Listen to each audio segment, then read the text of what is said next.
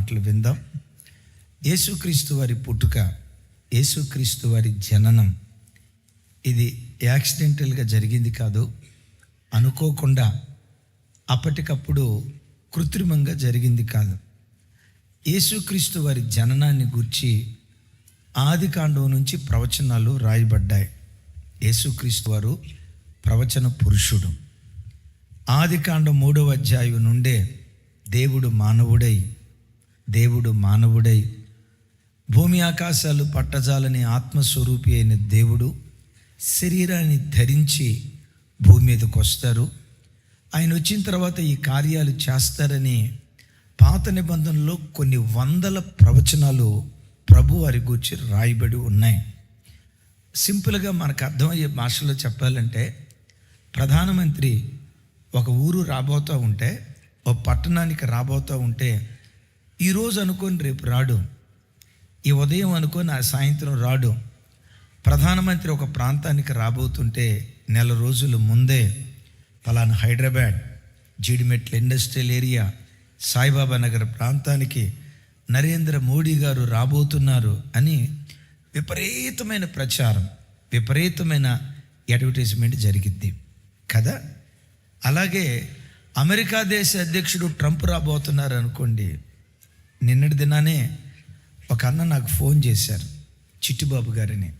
అన్న, రోమాపట్నంలో ఉండే, ఇటలీ దేశంలో ఉండే పోపు గారితో నాకు అపాయింట్మెంట్ దొరికిందన్న, దేవుడు అద్భుతం చేశాడు అన్నారు.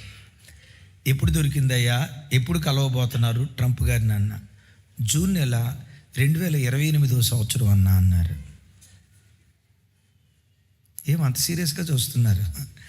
జూన్ నెల 2028వ సంవత్సరం అన్నారు. చూసారా? ఎప్పుడు ఆ పెద్ద ఆయన్ని కలవటానికి 2008లో అపాయింట్మెంట్. ఇదే సంవత్సరం 2008 కాదు, 2028 కాదా? 2028 కదా. 2025లో 2028లో కలుస్తారని అపాయింట్మెంట్ ఇచ్చారంట.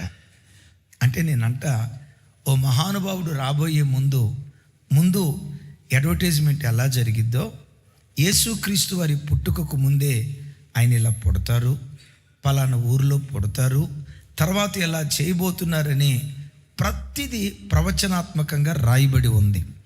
బైబిల్ 2గా విభజిస్తారు, పాత నిబంధన, క్రొత్త నిబంధన. పాత నిబంధన ప్రవచనమైతే క్రొత్త నిబంధన ప్రవచనము యొక్క నెరవేర్పు. ఆమేన్. పాత నిబంధన ప్రవచనమైతే క్రొత్త నిబంధన ఆ ప్రవచనము యొక్క నెరవేర్పు. యేసుక్రీస్తు వారి గూర్చి పరలోకపు తండ్రి ప్రవక్త అయిన యెషయా ద్వారా ఒక అద్భుతమైన ప్రవచనం చెప్పారు. చూడండి ఆ మాట. యెషయా గ్రంథం 14వ అధ్యాయం 26, 27 వచనాలు. 16వ అధ్యాయం 14వ అధ్యాయం 26, 27 వచనాలు. నాతో కలిసి కొంచెం పెద్దగా చెప్పడానికి ప్రయత్నం చేయండి. సర్వలోకమును గూర్చి నేను చేసిన ఆలోచన ఇదే, జనులందరి మీద చాపబడిన బాహువు ఇదే. సైన్యములకు అధిపతిగా యెహోవా దాన్ని నియమించి ఉన్నాడు. రద్దుపరచగలవాడెవడు? బాహువు చాచినవాడు ఆయనే. దాన్ని త్రిప్పగలిగిన వాడెవడు? చాలు. 26వ వచనం. నా వైపు చూస్తూ నాతో కలిసి చెప్పండి. సర్వలోకమును గూర్చి నేను చేసిన ఆలోచన ఇదే. ఎవరిని గూర్చి ఆలోచన చేశాడట? ఏ లోకాన్ని గూర్చి ఆలోచన చేశాడట? ఒక భారతదేశాన్ని గూర్చి కాదు, ఒక అమెరికా దేశాన్ని గూర్చి మాత్రమే కాదు, ఒక ఆస్ట్రేలియా దేశాన్ని గూర్చి మాత్రమే కాదు. లేఖనం ఉంటుంది, సర్వలోకమును గూర్చి తండ్రి అయిన దేవుడు చేసిన ఆలోచన ఇదే, జనులందరి మీద నా బాహువును చాపబోతూ ఉన్నాను. యెహోవా దాన్ని నియమించాడు. దాన్ని రద్దుపరచగలిగిన వాడెవరు? యెహోవా జనులందరి మీద తన బాహువును చాపబోతున్నాడు. యెహోవా తన బాహువును చాపబోతున్నాడు. దాన్ని త్రిప్పగలిగిన వాడెవరు అని లోకంలో ఉన్న సర్వజనుల మీద తన బాహువును చాపాలని దేవుడైన యెహోవా ఆలోచించాడట. మిమ్మల్ని అడుగుతా, ఎవరిని గూర్చి ఆలోచించాడు? సర్వలోకాన్ని గూర్చి ఆలోచించాడు. ఎందుకు సర్వలోకాన్ని గూర్చి ఆలోచించాడో తెలుసా? సర్వలోకము ఈ దేవుని వలన సృజించబడినది కనుక. ఈ దేవుడు ఇజ్రాయేల్ దేశాన్ని మాత్రమే సృష్టించిన వాడు కాదు, అమెరికా దేశాన్ని మాత్రమే సృష్టించిన వాడు కాదు, తెల్లోళ్ళను మాత్రమే కలుగు చేసిన దేవుడు మాత్రమే కాదు. ఈ దేవుడు నాసికా రంధ్రాలలో ఊపిరి ఉన్న ప్రతి మనుషుణ్ణి ఆయనే సృష్టించాడు గనుక, సర్వలోకము ఆయన వలనే కలిగి ఉన్నది గనుక ఆ దేవుడు సర్వలోకాన్ని గూర్చి విచారిస్తూ ఉన్నాడు. ఏ లోకాన్ని గూర్చి? ఓ తండ్రికి 10 మంది పిల్లలు. ఆ తండ్రి 10 మంది పిల్లలను గూర్చి ఆలోచిస్తాడా? ఒక్కళ్ళని గూర్చి ఆలోచిస్తాడా? మీరు ఒక్కళ్ళ గూర్చి ఆలోచించేటట్టు ఉన్నారు, అందుకని వాళ్ళు కొట్లాడుకుంటుంది. కొంతమంది చూసి నాకు పెద్దోడంటే ఇష్టం అని పిల్లోడు ముందంటే, చిన్నోడు ముందంటే వాడు లోపట ఏమనుకుంటాడో తెలుసా? పేక బిసికి చంపేద్దాంరా అనుకుంటాడు. ఆ చిన్నోడు ముందు పెద్దోడు ఎదురున్నప్పుడు నాకు చిన్నోడంటే ఇష్టం, చిన్నోడంటే ప్రాణం అన్నాం అనుకో, పెద్దోడికి ఎట్టుంటుంది? అబ్బా మా అమ్మ ఎంత గొప్పదో అని అనుకుంటుందా? నేనంట, ఒక తండ్రికి 10 మంది పిల్లలుంటే 10 మంది పిల్లల గురించి ఆలోచిస్తాడు కదా. ఈ దేవుడు సర్వలోకాన్ని గూర్చి ఎందుకు ఆలోచన చేస్తున్నాడో తెలుసా? సర్వలోకము ఈ దేవుని వలన సృజించబడినది. చాలామందికి ఉండే అభిప్రాయం ఏంటంటే, దేవుడు అని ప్రతి ఒక్కరు అంగీకరిస్తారు, కాకపోతే కులానికి ఒక దేవుడు, మతానికి ఒక దేవుడు, జాతికి ఒక దేవుడు, దేశానికి ఒక దేవుడు ఉన్నాడు అని అనుకుంటారు. మిమ్మల్ని అడుగుతా, ఒక ఇంటికి ఎంతమంది తండ్రులు ఉంటారు?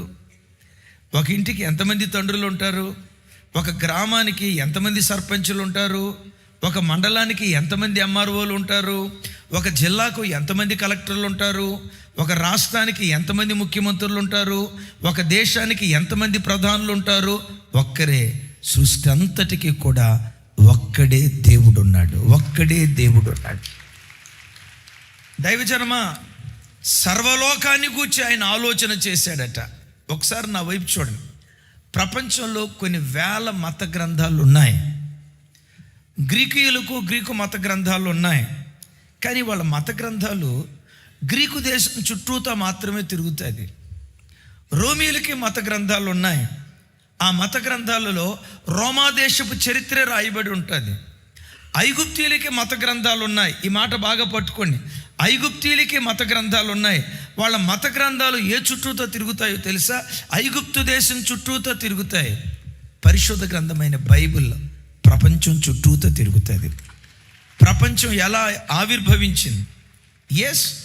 యూరప్ ఖండం ఎలా ఆవిర్భవించింది? ఆఫ్రికా ఖండం ఎలా ఆవిర్భవించింది? ప్రపంచంలో ఎన్ని జాతుల మనుషులు ఉన్నారో ప్రతి జాతి మనిషిని గూర్చిన చరిత్ర పరిశుద్ధ గ్రంథమైన బైబిల్లో మాత్రమే మనం చూస్తాం. ప్రపంచ చరిత్ర తెలియచేయగలిగే ఏకైక గ్రంథం పరిశుద్ధ గ్రంథమైనటువంటి బైబిల్. ఎందుకంటే లోకంలో ఉన్న సమస్త జనులను ఈ దేవుడు సృష్టించాడు. అందుకనే భక్తుడైన అహరోను దేవునికి ప్రార్థన చేసేటప్పుడు ఇలా ప్రార్థిస్తాడు, సమస్త శరీరాత్మలకు దేవుడువైన దేవా అంటాడు. అనండి నాతో కలిసి, స్వరం ఎత్తాలి. సమస్త శరీరాత్మలకు దేవుడువైన, ఇంకోసారి చెప్పాలి. నాకు సమాధానం చెప్పండి. ఈ దేవుడు ఎవరి దేవుడు? అమెరికా దేవుడా? ఎస్. ఆస్ట్రేలియా దేవుడా? ఎస్. ఇంగ్లాండ్ వాళ్ళ దేవుడా? ఎస్. భారతదేశపు దేవుడు కాదా? సృష్టి అంతటికి ఒక్కడే దేవుడు ఉన్నాడు. సమస్త శరీరాత్మలకు ఏకైక దేవుడు మన ఆరాధ్య దైవం, తండ్రి అయినటువంటి దేవుడు. ఇంకోసారి నేను చెప్తున్నాను, ప్రపంచంలో ఎన్ని మత గ్రంథాలు ఉన్నా ఆ మత గ్రంథాలు ఆ దేశం చుట్టూతా, ఆ జాతి ప్రజల చుట్టూతానే తిరుగుతుంది. ప్రపంచంలో ఎన్ని జాతులు ఉన్నాయో అన్ని జాతులను గూర్చిన చరిత్ర చెప్పే ఏకైక గ్రంథం మన చేతిలో ఉన్న పరిశుద్ధ గ్రంథమైనటువంటి బైబిల్. అందుకనే ఈ గ్రంథాన్ని ఏమంటారో తెలుసా? ఇది అంతేనా? ఎస్, ఇది పరిశుద్ధ గ్రంథం. దానితో పాటు ఇది రాజగ్రంథం, ప్రపంచ చరిత్రను చెప్పిన ఏకైక గ్రంథం. మరలా అడుగుతా, ఓ తండ్రికి 10 మంది పిల్లలు ఉన్నారు.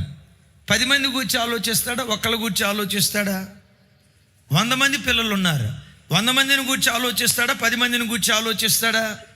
1000 మంది పిల్లలు ఉన్నారు. 1000 మందిని గురించి ఆలోచిస్తాడా? 100 మందిని గురించి ఆలోచిస్తాడా? ఇప్పుడు ప్రపంచంలో 800 కోట్ల మంది ప్రజలు ఉన్నారు. ఈ 800 కోట్ల మంది ప్రజలకు ఒక్కడే దేవుడు, ఒక్కడే తండ్రి. ఆ తండ్రి సర్వలోకాన్ని గూర్చి ఆలోచించి సర్వలోకానికి తన బాహువును కనపరచాలని, తన బాహువును ప్రత్యక్షపరచాలని ఆ తండ్రి అయిన దేవుడు కోరుకున్నారట. పాత నిబంధనలో యెహోవా బాహువు, యెహోవా బాహువు, యెహోవా బాహువు, బలమైన బాహువు, పరాక్రమము కలిగిన బాహువు, మహిమ కలిగిన బాహువు, యెహోవా బాహువు, బాహువు, బాహువు అని పాత నిబంధనలో అనేక చోట్ల రాయబడి ఉంది. ఇక్కడ కూడా చూస్తాం కదా, సర్వలోకం మీద, జనులందరి మీద దేవుడు తన బాహువును చాపబోతున్నాడట. లేఖనాల్లో మనం చూస్తే సర్వలోకం మీద నేను చాపుతానని దేవుడు తెలియచేసిన ఆ బాహువే మన ఆరాధ్య దైవం ప్రభు అయిన యేసు క్రీస్తు వారు. యెషయా గ్రంథం 2 మాటలు మీకు చూపించి నేను వాక్యంలోకి వెళ్తాను. యెషయా గ్రంథం చూడండి అందరూ, 52వ అధ్యాయం 10వ వచనం. నేను చెప్పే ప్రతి మాట నోట్ చేసుకోండి. యేసుక్రీస్తు వారు ఒక కులానికి, ఒక జాతికి, ఒక మతానికి చెందినవాడు కాదు. ఈయన సమస్త శరీరాత్మలకు దేవుడు. యెషయా గ్రంథం 52వ అధ్యాయం 10వ వచనం నాతో కలిసి. సమస్త జనుల కన్నుల ఎదుట ఆయన తన పరిశుద్ధ బాహువును బయలుపరిచి ఉన్నాడు. భూదిగంత నివాసులందరూ మన దేవుని రక్షణను చూసేదరు. చప్పలు కొడుతూ దేవునికి స్తోత్రాలు చెప్దాం. తమ్ముడు, ఈ వాక్యపు లోతు గ్రహించండి. నాతో కలిసి చెప్పండి. సమస్త జనుల కన్నుల ఎదుట. ఎవరి కన్నుల ఎదుట? బ్రిటిష్ వారి కన్నుల ఎదుట, తెల్లవాళ్ళ కన్నుల ఎదుట, అమెరికా దేశపు ప్రజల కన్నుల ఎదుట? సమాధానం చెప్పండి. న్యూజిలాండ్ దేశపు వారి కన్నుల ఎదుట? నో. వాక్యం ఉంటుంది సమస్త జనుల కన్నుల ఎదుట. సమస్త జనులంటే ఆకాశం క్రింద భూమికి పైన ఎన్ని జాతుల ప్రజలు బ్రతుకుతున్నారో సమస్త ప్రజల కన్నుల ఎదుట యెహోవా తన పరిశుద్ధ బాహువును బయలుపరిచి ఉన్నాడు. రైట్. భూదిగంత నివాసులందరూ మన దేవుని రక్షణను చూసేదరు. మొదటేమన్నాడు? బాహువును బయలుపరిచాను అన్నాడు. ఇక్కడేమంటాడు? రక్షణను చూసేదరు అన్నాడు. ఆ బాహువు రక్షణ కలుగు చేసేది. ఆ బాహువుకు పెట్టబడిన పేరు రక్షణ. చూడండి లోకా సువార్త,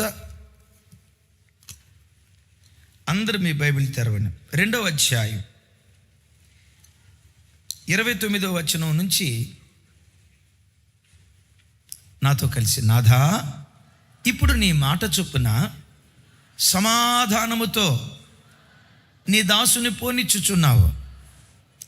అన్ని జనులకు నిన్ను బయలుపరచుటకు వెలుగుగాను, నీ ప్రజలైన ఇశ్రాయేలీలకు మహిమగాను నీవు సకల ప్రజల ఎదుట సిద్ధపరిచిన రక్షణ నేను కన్నులారా చూసి తిని. చప్పలు కొడితే యేసయ్యకు స్తోత్రాలు చెప్దాం. తమ్ముడు, చివరి మాటలు 30-31. రైట్. నా వైపు చూసి చెప్పండి. నా వైపు చూసి. సుమయోను యేసు ప్రభు వారిని ఎత్తుకున్నారు. అప్పుడు యేసు ప్రభు వారి వయసు ఎంతో చెప్పమంటారా? సంవత్సరాలు కాదు, 8 రోజుల పసికందు. 8 రోజుల పసికందు, పసిబిడ్డ.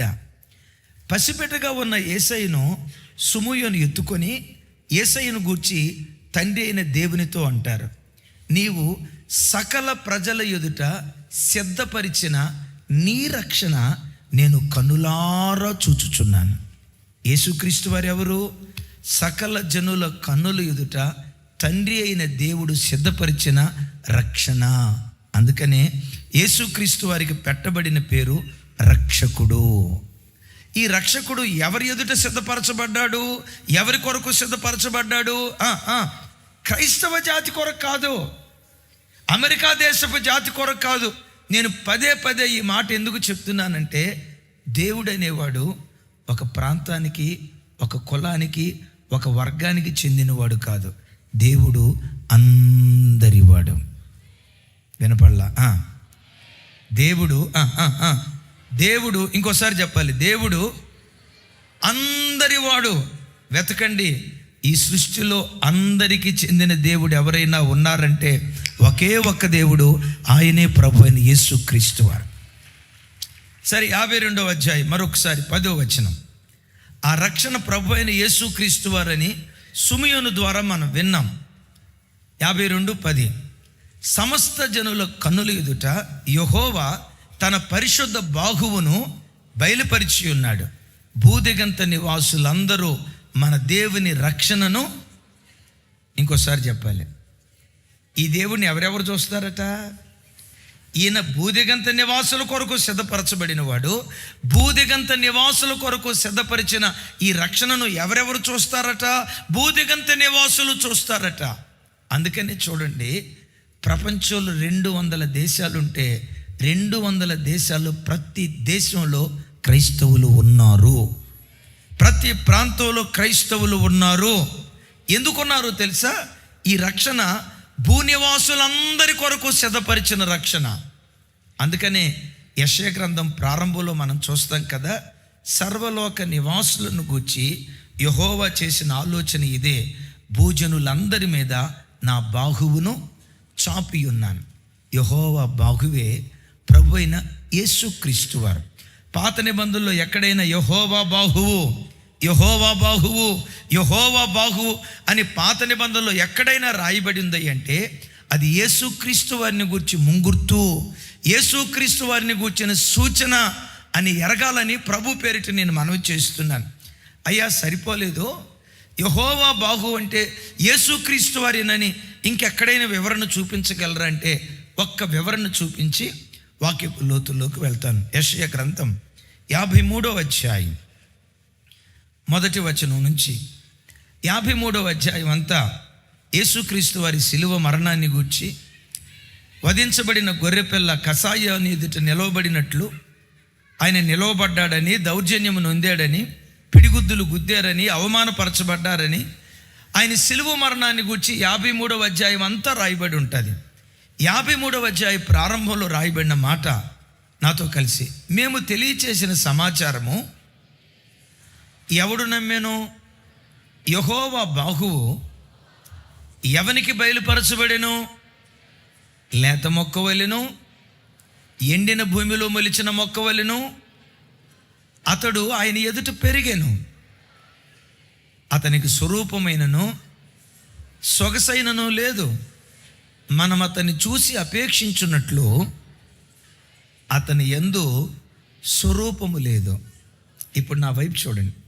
యెహోవా తన బాహు బయలుపరిచాడు, ఇది ఎవరికి తెలుసు అని చెప్తూ ఆ బాహును గూర్చి వివరిస్తూ ఏమంటాడు? సొగసైన స్వరూపమైన లేదు. మిమ్మల్ని అడుగుతా, సొగసు స్వరూపాన్ని కోల్పోయిన వ్యక్తి ఎవరు? చూడనొల్లని వానిగా కురూపిగా మారిపోయిన వ్యక్తి ఎవరు? శిలువ మ్రాను మీద స్వరూపాన్ని సొగసును కోల్పోయిన ఆ యెహోవా బాహువే ప్రభు అయిన యేసుక్రీస్తు వారు. గట్టిగా చెప్దాం ఆమేన్. అంటే పాత నిబంధనలో యెహోవా బాహువుగా నేను ఎందుకు పదే పదే ఈ మాట చెప్తున్నానంటే, యేసుక్రీస్తు వారు 2000 సంవత్సరాల క్రితం పుట్టిన దేవుడు కాదు. ఈ దేవుడు ఎవరో తెలుసా? పుట్టిన దేవుడు కాదు, నిన్ను నన్ను పుట్టించిన దేవుడు. మనుషుల చేతులతో తయారు చేయబడేవాడు కాదు. ఈ దేవుడు తన స్వహస్తాలతో సమస్త మానవాళిని తయారు చేసినటువంటి వాడు. మందిరంలో ఎక్కడ యేసు ప్రభు ఫోటో ఎందుకు పెట్టమో తెలుసా? యేసు ప్రభు విగ్రహం ఎందుకు పెట్టమో తెలుసా? మరియమ్మ తల్లి ఫోటో ఎందుకు పెట్టమో తెలుసా? ఈ దేవుడు మనుషుల చేతిలో తయారు చేయబడిన వాడు కాదు. దేవుడు తానే తన స్వహస్తాలతో సమస్త మానవాళిని కలుగు చేశాడు. మరోసారి చెప్దాం ఆమేన్. ఆకాశం క్రింద భూమికి పైన ఎన్ని జాతుల మనుషులు, ఎన్ని కులాల మనుషులు ఉన్నారో ప్రతి జాతి మనుష్యుడు ఒకే దేవుని వలన సృష్టించబడిన వాడు. మీరు అడగవచ్చు, అట్టెట్లాగంటే మా కులం పలానా, మాకు సపరేట్గా ఒక దేవుడు ఉన్నాడు. ఏమంటే మా కాపుల కులాన్ని ఒక దేవుడు సృష్టించాడు, అదిగో పలానా కులప దేవుడిని ఇంకొక దేవుడు సృష్టించాడు అని అనటానికి వీల్లేదు. ఏ జిల్లా వాడైనా, ఏ రాష్ట్రానికి చెందినవాడైనా, ఏ దేశానికి చెందినవాడైనా, ఏ ఖండానికి చెందినవాడైనా ప్రతి మనుష్యుడు ఒకే దేవుని వలన సృజించబడిన వారు. పెద్దగా చెప్దాం ఆమేన్. ఒకే దేవుని వలన సృజించబడిన వారు అని ఎలా అంటాం? ఇప్పుడు అమెరికా దేశ ప్రజలను ఒక దేవుడు సృష్టించి మనల్ని ఇంకో దేవుడు సృష్టించాడు అనుకోండి. అమెరికా దేశపు దేవుడు అమెరికా వాళ్ళను కలుగు చేసినప్పుడు వాళ్ళకు 2 కళ్ళు పెట్టాడు అనుకోండి. ఇప్పుడు మనల్ని ఇంకో దేవుడు కలుగు చేశాడు అనుకోండి. అమెరికా దేశపు దేవుడు కంటే మన దేవుడు గొప్పోడు అనిపించుకోవాలని అప్పుడు మనకెన్ని కళ్ళు పెట్టి ఉండేవాడు? ఇంతకీ మీకెన్ని కళ్ళు ఉన్నాయి? చెక్ చేసుకోండి ఒకసారి. ఏమండి ఒంగోలు ప్రసాద్ గారు, చెక్ చేసుకొని చెప్పండి, 2 కళ్ళ 4 కళ్ళ? మీలో ఎవరైనా 4 కళ్ళు కలిగిన వాళ్ళు ఉంటే చేతులు పైకెత్తండి. పోల్దండేసి ఫోటో తీసి మొత్తం సోరారం అంతా కనపడేటట్లు ఫ్రేమ్ కట్టిస్తా. అది మామూలు ఫ్రేమ్ కాదు, బంగారంతో కట్టిస్తా. అరే అమెరికా వాడికి 2 కళ్ళు, నాకు 2 కళ్ళు. అమెరికా వాడికి 2 చేతులు, నాకు 2 చేతులు. అమెరికా వాడికి 2 కాళ్ళు, నాకు 2 కాళ్ళు. అమెరికా వాడికి తల పైన ఉంటుంది, మరి మీకు ఎవరికైనా తల కిందకుంటే ఒకసారి చేతులు పైకి ఎత్తండి. అందరికీ తల పైన ఉంటుంది, అందరికీ కాళ్ళు కిందే ఉంటాయి. ఒకే పోలికలో మనం ఉండటానికి కారణం ఏంటో తెలుసా? యావత్ ప్రజలు ఒకే దేవుని చేతి పని అయి ఉన్నారు. దేవుళ్ళు లేరు, ఒక్కడే దేవుడు. ఆయన ఒక్కడే సమస్త మానవాళికి చెందిన దేవుడు గనుక సమస్త మానవాళి మీద తన బాహువును చాపాలని దేవుడైన యెహోవా ఆలోచించాడట. ఎవరి బాహువును? తన బాహువును చాపాలని. యెహోవా బాహువే ప్రభు అయిన యేసుక్రీస్తు వారు. అగైన్ యేసుక్రీస్తు వారు కొత్తగా ఇప్పుడు వచ్చిన దేవుడు కాదు. పాత నిబంధనలోనే యెహోవా బాహువు ఏం చేసిందో, పాత నిబంధనలో కార్యాలు చేసిన బాహువే క్రొత్త నిబంధనలో చేస్తూ ఉంది, రాగల కాలంలో కూడా చేయబోతూ ఉంది. ఇప్పుడు నాకు సమాధానం చెప్పండి, యెహోవా బాహువు అంటే ఎవరు? పెద్దగా చాలాసార్లు దైవజనుడైన మోషే ఇలా అనేవాడు, యెహోవా బాహువా లెమ్ము రమ్ము అనండి పెద్దగా.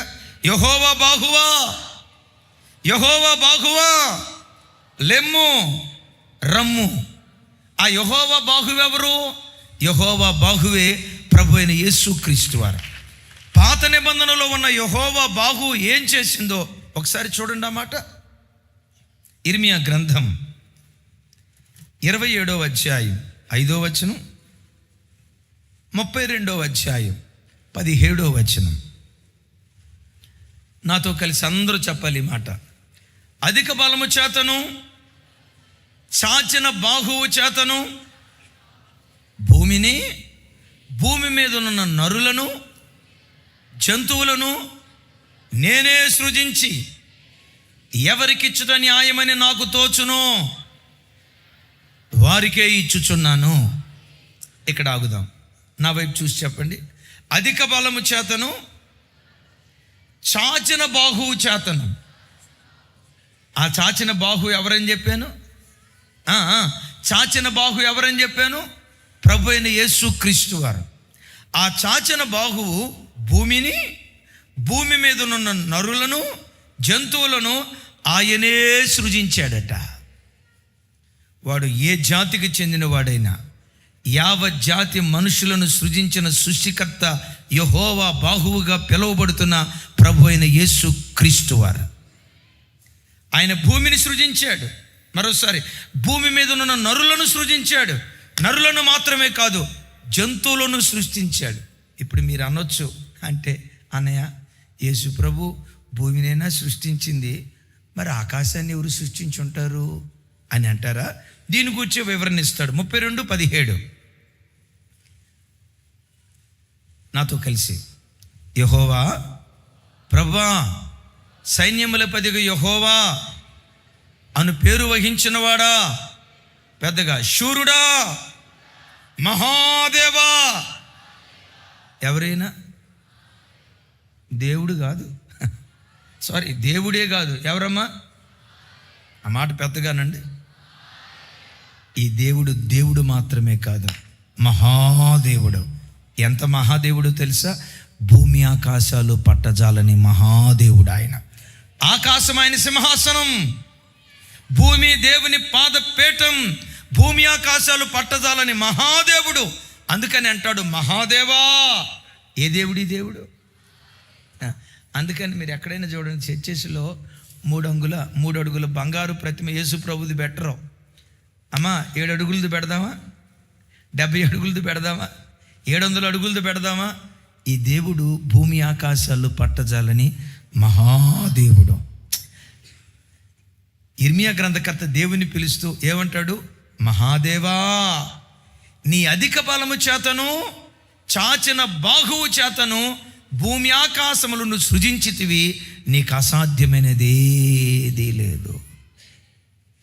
ఈయన భూమిని సృష్టించాడా, ఆకాశాన్ని కూడా సృష్టించాడా? భూమి ఆకాశములు నా దేవుని నోటి వాక్కు ద్వారా కలిగి ఉన్నాయి. అదిగా చెప్దాం ఆమేన్.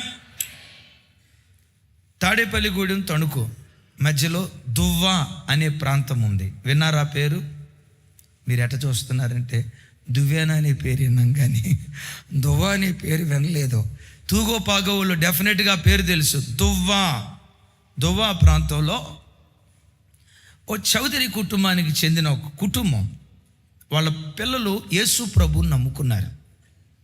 ఆలపాటి సామ్యుయల్ గారని యవ్వన కాలంలో ప్రభువుని నమ్ముకున్నాడు. వాళ్ళ తల్లి వాళ్ళ తోబుట్టువులు ప్రభువుని నమ్ముకున్నారు. కానీ వాళ్ళ నాన్న మాత్రం, రేయ్ ఆ యేసు ప్రభువుని మనం నమ్ముకోవటం ఏంట్రా, మీరు నమ్ముకుంటే నమ్ముకున్నారు, నన్ను ఎప్పుడు చర్చికి రమ్మనొద్దు, ఆ దేవుని పేరు కూడా నేను ఎత్తను. ఎవరో మనకు తక్కువైపోయారా? అక్కడికి వెళ్ళటం ఏంట్రా, ఆయన తక్కువ కుల తెల్లోళ్ళ దేవుడు మనకెందుకురా, ఆ దేవుని దగ్గరికి నేను రావటం ఏంటి, అసలు మన కులం ఏంటో తెలుసా, తెలుగు రాష్ట్రాల్లో మన వర్ణం ఏంటో తెలుసా అని అంటూ ఉండేవాళ్ళు. ఆలపాటి సామ్యుయల్ గారు, ఈయన పాస్టర్ గారు అయి తండ్రికి చెప్తూ ఉండేవాడు, నాన్న దేవుడే అనేవాడు కులానికి చెందినవాడు కాదు నాన్న, దేవుడు అనేవాడు మతానికి చెందినవాడు కాదు నాన్న, దేవుడు అనేవాడు అందరివాడు. ఈయన నిజదేవుడు నాన్న, మన మతం మార్చుకోవటానికి కులం మార్చుకోవటానికి కాదు నాన్న మేము వెళ్ళింది, నిజదేవుని దగ్గరికి వెళ్ళాం. రేయ్ ఆ మాట ఇంకొకసారి నా ముందు ఎత్తొద్దు. ఎవర్రా యేసు ప్రభు? బ్రిటిష్ వాళ్ళ దేవుడు. నేనంట యేసు ప్రభు పొరపాటున బ్రిటిష్ వాళ్ళ దేవుడు కాదు, నాసిక రంధ్రాలలో ఊపిరి ఉన్న ప్రతి మనుషునికి దేవుడు. కొంతమంది అంటారు, అరే బ్రిటిష్ వాళ్ళు తీసుకొచ్చిన దేవుడురా. బ్రిటిష్ వాళ్ళు ఏం చేశారు? మన దేశాన్ని దోచుకున్నారు. మన దేశాన్ని తెచ్చుకున్న బ్రిటిష్ వాళ్ళ దేవుడు ఎవరు? ఇలా అంటారు. మీకు తెలుసా, బ్రిటిష్ వాళ్ళు భారతదేశానికి రాకమునిపే యేసుక్రీస్తు వారి సువార్త మన భరతగడ్డలో అడుగుపెట్టింది. ఎప్పుడు అడుగుపెట్టిందో తెలుసా? 1వ శతాబ్దంలోనే అడుగుపెట్టింది, అపోస్తుడైన తోమా గారి ద్వారా. ఇప్పుడు చెప్పండి, క్రైస్తవ్యం బ్రిటిష్ వాళ్ళ ద్వారా మన దేశానికి వచ్చిందా, అపోస్తుల ద్వారా వచ్చిందా? కొంతమంది అనే మాట, బ్రిటిష్ వాళ్ళు దేశాన్ని దోచుకొని వెళ్ళిపోయారా, ఆ దేశాన్ని దోచుకొని వెళ్ళిన దేవుడు మనకెందుకురా? యేసుక్రీస్తు బ్రిటిష్ వాళ్ళ ద్వారా మన దేశానికి రాలా. యేసుక్రీస్తు వారి 12 మంది అపోస్తుల్లో ఒక అపోస్తుడిగా పిలువబడుతున్న తోమా గారి ద్వారా మన భరతగడ్డలో సువార్త అందించబడింది. అటుగా చెప్దాం ఆమేన్. నిజంగా మన దేశం ఎంత గొప్ప భాగ్యవంతమైన దేశం. చెప్పాడు తండ్రికి, లేదు ఆ బ్రిటిష్ వాళ్ళ దేవుడు పేరు ఎత్తొద్దు. సరే పిల్లలు వెళ్తూ ఉండేవాళ్ళు. ఈయన కరుడుగట్టిన వ్యక్తిలాగా ఉంటా ఉండేవాడు. ఒకానొక సందర్భంలో ఈయన ఆలోచిస్తున్నాడు, నేను వద్దన్నా వీళ్ళు వెళ్తున్నారే, నా భార్య కూడా యేసు అని ఆయన పట్ల పిచ్చి ప్రేమతో బ్రతుకుతుంది, నేను వద్దన్నా వీళ్ళు ఎందుకు వెళ్తున్నారు అని చెప్పి ఒకరోజు ఆ పిల్లలు అంత దూరాన బైబిల్ పెట్టి తండ్రి పండుకొని ఉంటే వాళ్ళ పని నిమిత్తం వాళ్ళు వెళ్తున్నారు. వెళ్ళే పరంపరలో ఎందుకో ఆయన దిగేటప్పుడు బైబిల్ మరి కాలుకు తగిలిందో చేతికి తగిలిందో తెలియదు, ఆ చేతికి తగిలిందే కాలుకు తగిలిందే, అసలు ఈ బైబిల్లో ఏముందో చూద్దాం అని కళ్ళకద్దుకొని బైబిల్ ఓపెన్ చేసి చూశాడు. ఆదికాండం 1వ అధ్యాయం 1వ వచనం నుంచి చివరి వచనం వరకు ఒక్కసారి అలా చదివాడు. ఒక్క అధ్యాయం చదివే లోపే యేసుక్రీస్తును స్వరక్షకునిగా అంగీకరించి బాప్తిస్మం తీసుకొని దేవుని బిడ్డగా మారిపోయాడు. ఇప్పుడు మీరు అడగవచ్చు, మొదటి అధ్యాయంలో ఏముందండి? మొదటి అధ్యాయంలో ఏముంది?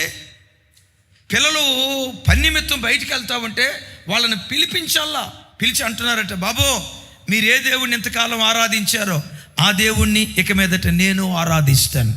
ఏ దేవుని ఎదుట మీరు సాగిలపడ్డారో ఈ దినం నుండి నేను ఆ దేవుని ఎదుట సాగిలపడతాను. నానా, ఆ దేవుని దగ్గరికి రావటానికి దేవుడు ఏమైనా మీ కల్లో కనపడ్డా? నో.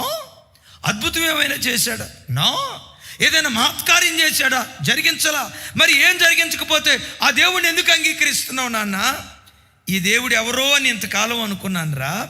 గతంలో నేను ఎన్నో మత గ్రంథాలు చదివా.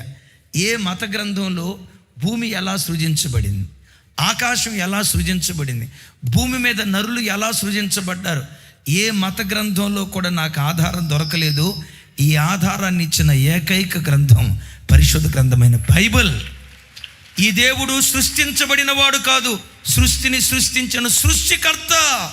మీరు ఆరాధించే దేవుణ్ణి నేను ఆరాధిస్తానని ఆయన బాప్తిస్మం తీసుకొని తన పిల్లలతో కలిసి బ్రతుకు కాలమంతా దేవుని సేవ చేశాడు. నేను ఆయన పేరు కూడా చెప్పాను. ఆ దైవ సేవకుని పేరు ఆలపాటి సామ్యూయల్ గారు. దువ్వా.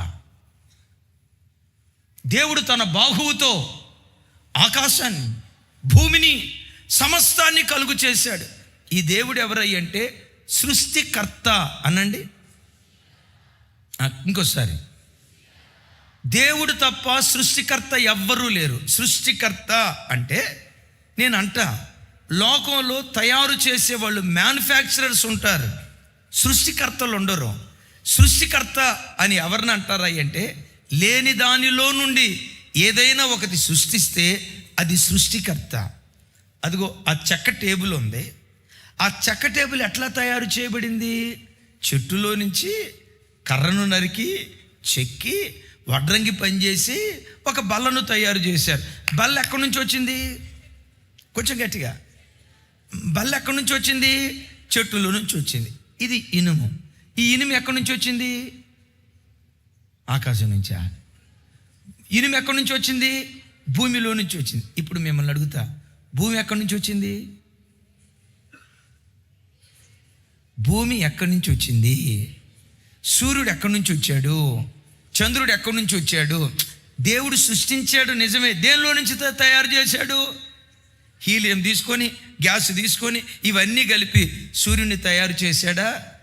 ఏది లేని శూన్య స్థితిలో వెలుగు కలుగునుగాక అన్నాడు. వెలుగు కలిగింది. సూర్యుడు కలుగునుగాక అన్నాడు. సూర్యుడు కలిగాడు. చంద్రుడు కలుగునుగాక అన్నాడు. చంద్రుడు కలిగాడు. భూమి కలుగునుగాక అన్నాడు. నోటి వాక్కుతో సమస్తాన్ని సృష్టించిన సృష్టికర్త. ఒక మనిషి ఏదైనా తయారు చేయాలంటే ఆధారం కావాలి. దేవుడు ఏ ఆధారము లేకపోయినా దాన్ని నిలవబెట్టగలడు, తయారు చేయగలడు. నీకు ఒక శుభవార్త. ఈ లోకంలో నువ్వు ఒక మంచి బ్రతకటానికి సరైన ఉద్యోగం నీకు లేదా? ఒకవేళ నిన్ను గూర్చి నువ్వు ఆలోచించేటప్పుడు ఏ ఆధారం లేదండి. తల్లిదండ్రుల ఆధారం లేదండి, అన్నదమ్ముళ్ళ ఆధారం లేదండి, పిత్రార్జితం ఆధారం కాదండి. అయ్యో నా బ్రతుకులో ఏ ఆధారము లేని ఒంటరి వాడిగా నా బ్రతుకును కొనసాగిస్తున్నానండి, మా ఇంటికి ఆధారం ఎవరూ లేరండి అని ఆధారం లేని స్థితిలో ఈ ఆరాధనకు వచ్చావా? శుభవార్త. ఏ మనుషుడు నీకు ఆధారం కాకపోయినా దేవుడొక్కడిని ఆధారం చేసుకొని బ్రతుకు. ఏమీ లేని నిన్ను అన్నీ ఉన్నట్లుగా మార్చగల శక్తివంతుడు ఆయన. అటుగా చెప్దాం ఆమేన్. లోకంలో ఏ ఆధారం నీకు లేకపోయినా పర్వాలా, నా దేవుడిని ఒక్కడిని ఆధారం చేసుకో. నిన్ను నిలవబెట్టడానికి దేవుడు శక్తి కలిగిన వాడు, నిన్ను బ్రతికించడానికి దేవుడు శక్తి కలిగిన వాడు. ఆయన పాదాలు పట్టుకొని నిన్ను ఆధారం చేసుకొని బ్రతుకుతా యేసయ్య, నాకు ఆధారంగా ఉండండి యేసయ్య అని ఈయన ఆధారం చేసుకొని బ్రతుకు. నీకు ఏ బ్యాక్ బోన్ లేకపోయినా తల్లి సపోర్ట్, తండ్రి సపోర్ట్, తోబుట్టువుల సపోర్ట్, బంధువుల సపోర్ట్, రక్త సంబంధికుల సపోర్ట్, చివరికి చేయూతనిచ్చి నిన్ను పట్టుకొని పైకి లేపే వ్యక్తి ఏ వ్యక్తి లేకపోయినా దేవుడొక్కడు నీకు ఆధారమైతే ఏమీ లేని శూన్య స్థితిలో నుంచి నిన్ను లేవనెత్తటానికి దేవుడు శక్తి కలిగిన వాడు. చప్పట్లు కొడితే యేసయ్యకు స్తోత్రాలు చెప్దాం. రైట్. చాచిన బాహువు చేత సూర్య చంద్ర నక్షత్రాదులను నరులను సృష్టించాడు. నరులందరినీ ఆ బాహువే సృష్టించింది కనుక నరులందరి రక్షణార్థము నిమిత్తమై పరలోకము నుండి భూలోకానికి దిగి వచ్చిన ఆ యెహోవా బాహువే మన రక్షణకర్త అయిన ప్రభు అయిన యేసుక్రీస్తు వారు. నంబర్ 1, ఆ బాహువు సమస్త సృష్టిని సృష్టించింది. ఆ బాహువు ఈరోజు కూడా నీ బ్రతుకులో సృష్టించగలిగిన సృజనాత్మక శక్తి కలిగిన వాడి దేవుడు. రెండవది, పాత నిబంధనలో ఈ బాహువు ఏం చేసిందో చూడండి ఒకసారి. నిర్గమకాండం 13వ అధ్యాయం 14వ వచనం. 13వ అధ్యాయం 14వ వచనం నాతో కలిసి. ఇక మీదట నీ కుమారుడు ఇది ఏమిటని నిన్ను అడుగునప్పుడు నీవు వానిని చూచి బాహుబలము చేత యెహోవా దాసగృహమైన ఐగుప్తులో నుండి మనలను బయటకు రప్పించెను. సరే, చాలా విషయాలు ఉన్నాయి, ఇక్కడ ఆగుదాం. ఇశ్రాయేలీలు ప్రతి సంవత్సరం మొదటి నెల 14వ తారీఖున పస్కా పండుగ ఆచరిస్తారు. ఆ పస్కా పండుగ దినాన్ని ఏం చేస్తారో తెలుసా? ఆ పస్కా బలి పశువును వధించి దాని రక్తాన్ని ద్వారబంధాల మీద పూసి ఆ రాత్రంతా లోపటుండి పస్కాను భుజిస్తారు. నాన్న ప్రతి సంవత్సరం మొదటి నెల 14వ తారీఖున పస్కా బలి పశువు యొక్క రక్తాన్ని ద్వారబంధాలకు పూసి లోపట ఈ మాంసం ఎందుకనన్నా ఇలా చేస్తారు అని అంటే, అప్పుడు మీ పిల్లలకి ఏం చెప్పాలో తెలుసా? యెహోవా తన బాహుబలము చేత తన బాహుబలాన్ని చాపి ఐగుప్తు దాస్యత్వంలో నుంచి మనలను విడిపించాడయ్యా. దాని జ్ఞాపకార్థమై, వింటున్నారు ఈ మాట? దాని జ్ఞాపకార్థమై మనం పస్కా పండుగను ఆచరిస్తున్నామని మీ పిల్లలకు దేవుడైన యెహోవా చేసిన కార్యాలు మీరు తెలియచెప్పాలి. గట్టిగా చెప్దాం ఆమేన్. ఒకప్పుడు మనం ఐగుప్తు దేశంలో బానిసలుగా ఉండేవాళ్ళమయ్యా. యెహోవా తన బాహువు చాపి ఈ బానిసత్వం నుంచి మనల్ని విడిపించాడని మీ పిల్లలకు మీరు చెప్పండి అంటున్నాడు. అయ్యా, అమ్మా, నా వైపు చూడండి.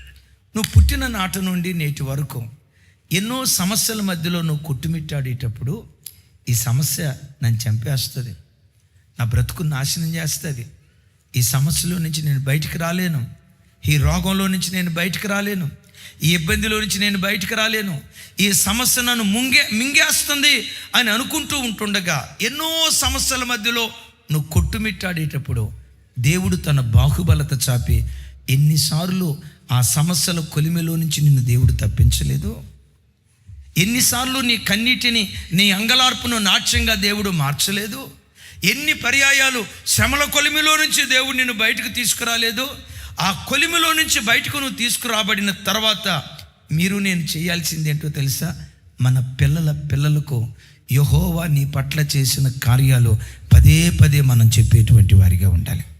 నాన్న, ఈ కష్ట స్థితిలో ఉన్నప్పుడు ప్రార్థన చేసుకున్న నాన్న, దేవుడు నన్ను కనికరించాడు, నీకేదైనా కష్టం వస్తే ఇలా ప్రార్థన చేసుకో, దేవుడు నిన్ను విడిపిస్తాడని మన పిల్లలకు చిన్నతనం నుంచి దైవభక్తి అనే ఉగ్గుపాలతో మనం పెంచి పెద్ద చేసేవారిగా ఉండాలి. వినపడలా? పెద్దగా చెప్పండి అన్నమాట. ఎవరిని గురించి చెప్పాలి? చిన్నతనం నుంచి దేవుడు నీ పట్ల ఏ కార్యాలు చేశాడు, నీ భర్త పట్ల ఏ కార్యాలు చేశాడు, నీ భార్య పట్ల ఏ కార్యాలు చేశాడు, నీ తల్లిదండ్రుల పట్ల ఏ కార్యాలు చేశాడో ఆ కార్యాలు చిన్నతనం నుంచి ఉగ్గుపాలతో మనం వాళ్ళకి పెంచి పెద్ద చేసేవారిగా ఉందుముగాక. కొంతమంది తల్లిదండ్రులు ఏం చేస్తారో తెలుసా?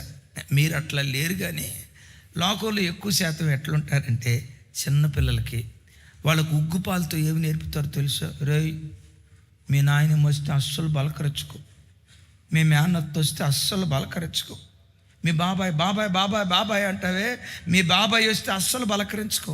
ఎందుకు మమ్మీ?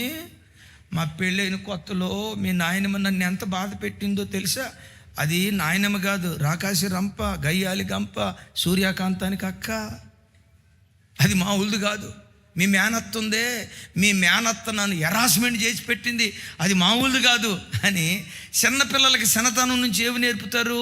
మీ అత్త మంచిది కాదు, మీ మామ మంచోడు కాదు, మీ బాబాయ్ మంచోడు కాదు, మీ పిన్ని మంచిది కాదు, మీ నాయనమ్మ మంచిది కాదు, మీ అమ్మమ్మ మంచిది కాదు. ఈ దరిద్రాన్ని ఏమంటారు? అదే ఈ దరిద్రాన్ని నూరిపోస్తారు.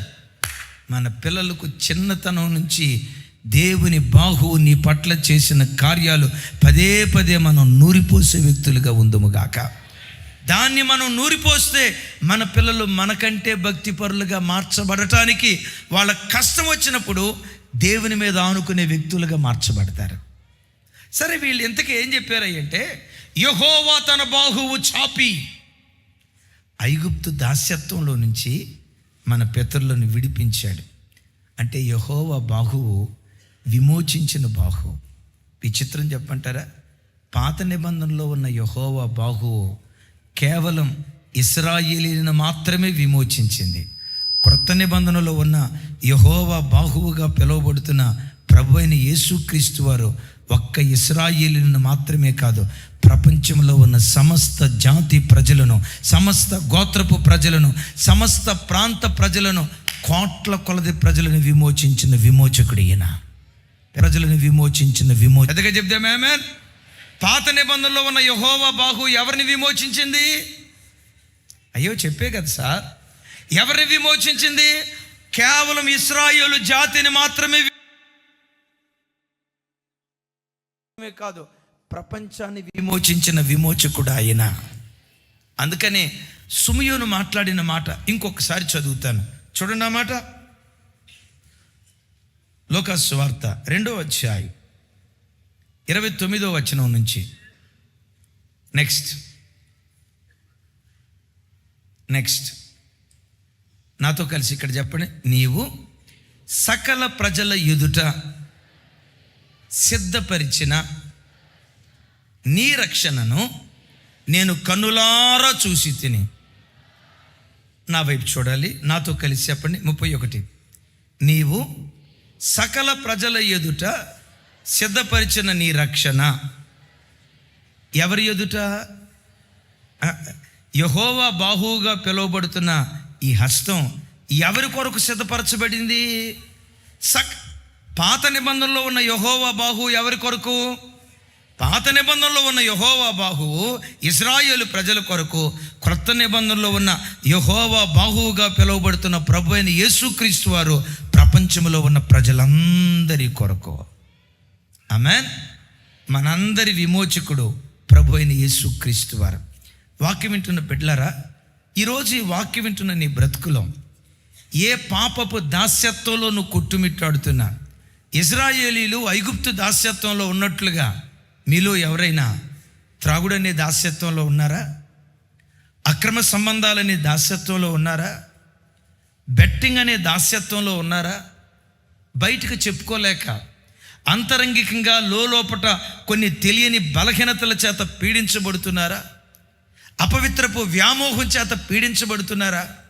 ఈ బానిసత్వం నుంచి బయటికి రావాలని ఎంత ప్రయత్నం చేసినా నీ వల్ల కాక ఆ బానిస బ్రతుకుల్లో ఒకవేళ బందీగా నువ్వు మిగిలిపోయావా? దీనిలో నుంచి బయటికి రావాలనుకుంటున్నానయ్యా, నా వల్ల కావట్లా.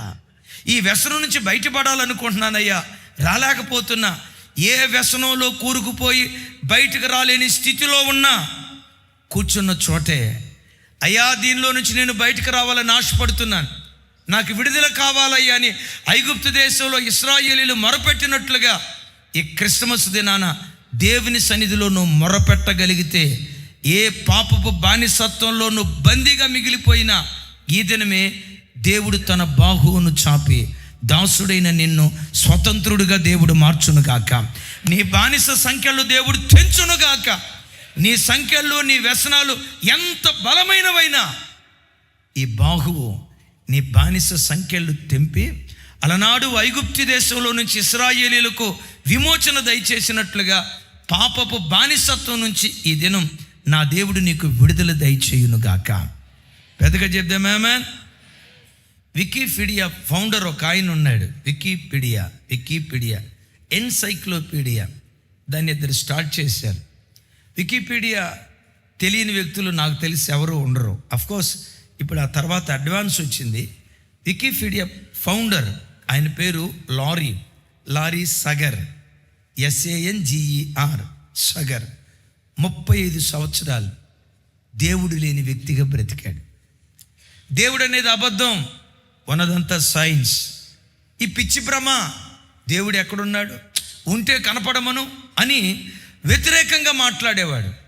ఆ దేశంలో పుట్టి 35 సంవత్సరాలు ఎథిస్ట్గా, హేతువాదిగా, ఉన్నదంతా సైన్సే, ఉన్నదంతా శాస్త్రమే, దేవుడు అనేది అబద్ధం అని 35 సంవత్సరాలు దేవుడు లేని ప్రజగా బ్రతికాడు.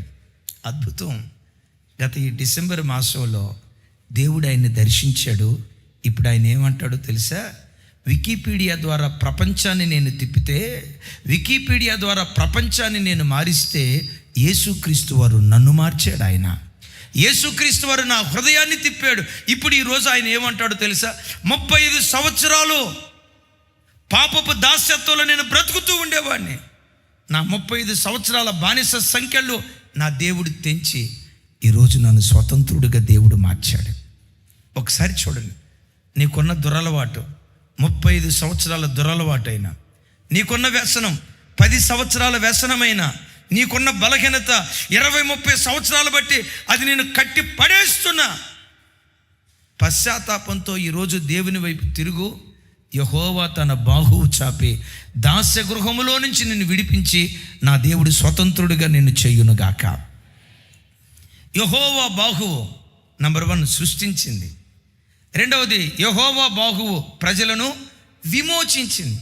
మూడవది, యెహోవా బాహువు విమోచించిన ప్రజల జీవితాల్లో అద్భుతాలు చేస్తూ వచ్చింది, వింతైన కార్యాలు చేస్తూ వచ్చింది. జస్ట్ 3 మాటలు మీకు రెఫరెన్స్ కోసం గుర్తుకు తెస్తాను.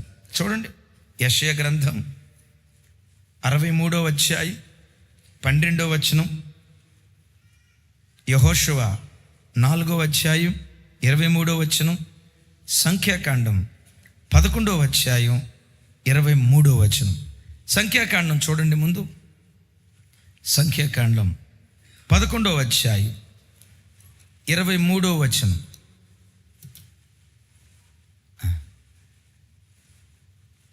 నాతో కలిసి, అందుకు యెహోవా మోషేతో ఇట్లనెను, యెహోవా బాహుబలము తక్కువైనదా, నా మాటను ఎడల నెరవేరునో లేదో ఇప్పుడు చూచెదవు. సరే, ఎందుకు మోషేతో దేవుడి మాట అన్నాడు? ఇశ్రాయేలు ప్రజలు అరణ్యంలో ఏడుస్తున్నారు. ఇశ్రాయేలు ప్రజలు అరణ్యంలో ఏడుస్తున్నారు. ఓ చిన్న మాట నా వైపు చూసి సమాధానం చెప్పండి.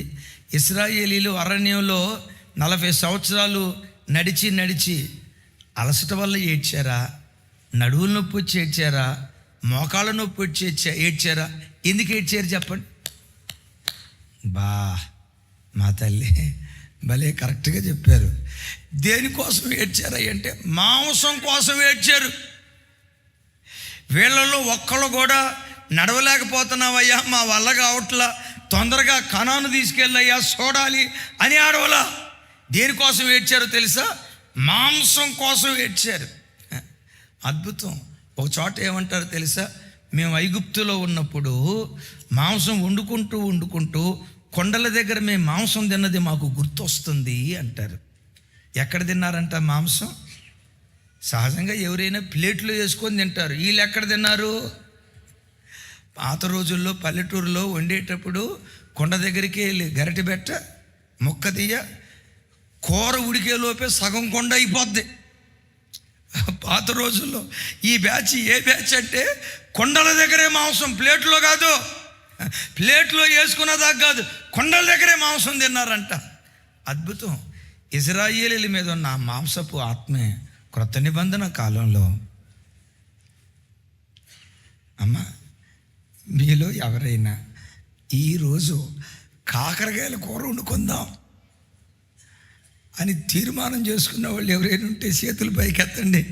అమ్మ మదనపల్లి, తమ్ముడికి ఏమన్నా కాకరకాయల కూర వండి పెట్టావా? ఎవరైనా ఒక్కళ్ళు తమ్ముడా ఈరోజు కాకరకాయల కూర ప్రసాదం కోసావా? పెద్దదా చిన్నదా? రెండునా? మావాడు 3 అంటాడు. చేపలు కూడా వదిలిపెట్టలేదంట. ఈ కృప ఎక్కడి నుంచి వచ్చిందో తెలుసా? వాళ్ళ దగ్గర నుంచే వచ్చింది. నేను ఒక మాట అంట, వీళ్ళు మాంసం కోసం ఏడుస్తూ ఉంటే దేవుడు వచ్చి అక్కడ అన్నారు, మోషే ఇదిగో వాళ్ళతో ఈ మాట చెప్పు, నేను మాంసం పంపించబోతున్నా. ఒక రోజు కాదు, నెల రోజుల పాటు వాళ్ళు మాంసం తింటానే ఉంటారు. ఏ రేంజ్లో తింటారో తెలుసా? నెల రోజులు తిని ఆ మాట నేను చెప్పలేను. అంత మాంసం ఇస్తా, కానీ మాంసం తినబోతున్నారని చెప్పు అని అంటంతో మోషే అంటాడు, ఇంతమందికి మాంసం నెల రోజులు పెట్టాలంటే నేను ఎక్కడి నుంచి తీసుకొచ్చేదయ్యా? ఇంతమందికి మాంసం ఎక్కడ పెట్టేదయ్యా? 1 పూట 2 పూటలు అంటే పోనీలే, ఎవరో ఒకరు గొర్రె మేక వధించి ఏదో చేయొచ్చు. నెల రోజులు పెట్టాలంటే ఇది ఎట్లా అంటాడు. అప్పుడు దేవుడు, యెహోవా బాహుబలం ఏమైనా తక్కువైనదా? నా బాహువు చాపుతా, సముద్రములో నుండి పూరేళ్లను రప్పిస్తా, నెల రోజుల పాటు వాళ్ళకు సమృద్ధి అయిన మాంసాన్ని, ఆహారాన్ని నేను ఇస్తా. ఈ బాహువు ఎలాంటిదో తెలుసా? నీ గిన్నె నిండి పొంగి పొర్లేటట్లుగా ఈ భూమి మీద నిన్ను నిలవబెట్టేది. Praise the lord. ఒకవేళ ఈరోజు ఈ వాక్యం వింటున్న నీ బ్రతుకులో ఆ పిల్లల ఫీజు ఎట్లా కట్టాలి, ఈ ఇంటి అద్దె ఎట్లా కట్టాలి, ప్రతి నెల ఈఎంఐ ఎట్లా కట్టాలి, ఈ ఆరోగ్యం కుదుట పడాలంటే నేనేం చేయాలి, రకరకాల ఆలోచనలతో ఈ సమస్య నుంచి బయటకు వచ్చేది ఎట్లా, ఆ సమస్య నుంచి బయటకు వచ్చేది ఎట్లా, రకరకాల ఆలోచనలతో నువ్వు విసిగి వేసారిపోతూ ఉంటే, విమోచించబడిన నీ బ్రతుకులో నీ పక్షాన ఎప్పుడు యెహోవా బాహువు చాపబడి ఉన్నది. నీకేది తక్కువ కాకుండా ఏ గడియలో నీ అవసరత ఏదో ఆ బాహువే నీ అవసరత తీర్చునుగాక. చప్పలు కొడితే యేసయ్యకు స్తోత్రాలు చెప్దాం. ఆమేన్. ఓ రోజు శిష్యులను యేసయ్య పిలిచి ఇద్దరిద్దరిని సేవకు పంపించాడు. ఎంతమందిని? ఇద్దరిద్దరిని. యేసయ్య ఎప్పుడు కూడా ఇద్దరిద్దరిని సేవకు పంపించాడు. మీరు చూస్తారు కదా, పౌలు, తిమోతి, యోహాను, యాకోబు, పేతురు, యోహాను. ఎప్పుడు జత. యేసయ్య ఎప్పుడు సింగిల్గా పంపించలా. ఎలా పంపించాడు? చెప్పాలి గట్టిగా. జతలు పంపించాడు, ఇద్దరేసి పంపించాడు. మీరు ఎప్పుడైనా చూడండి, మీ ఇంటికి విజిటింగ్కి వచ్చేటప్పుడు రాజన్న ఒక్కడే వస్తాడా? రాజన్నతో పాటు ఎవరో ఒకళ్ళు ఉంటారా? ఏమ్మా సరిగ్గా చెప్పట్లా? ఎందుకు చెప్పండి? జత రావాలా. ఒకవేళ నేను ఒక్కడిని మీ ఇంటికి వచ్చానంటే, అన్న ప్రైజ్లాడన్నా రండి అన్న అని అనొద్దు, మా ఇంటికి రావద్దన్నా అనండి. అవునమ్మా విక్టోరియా మహారాణి.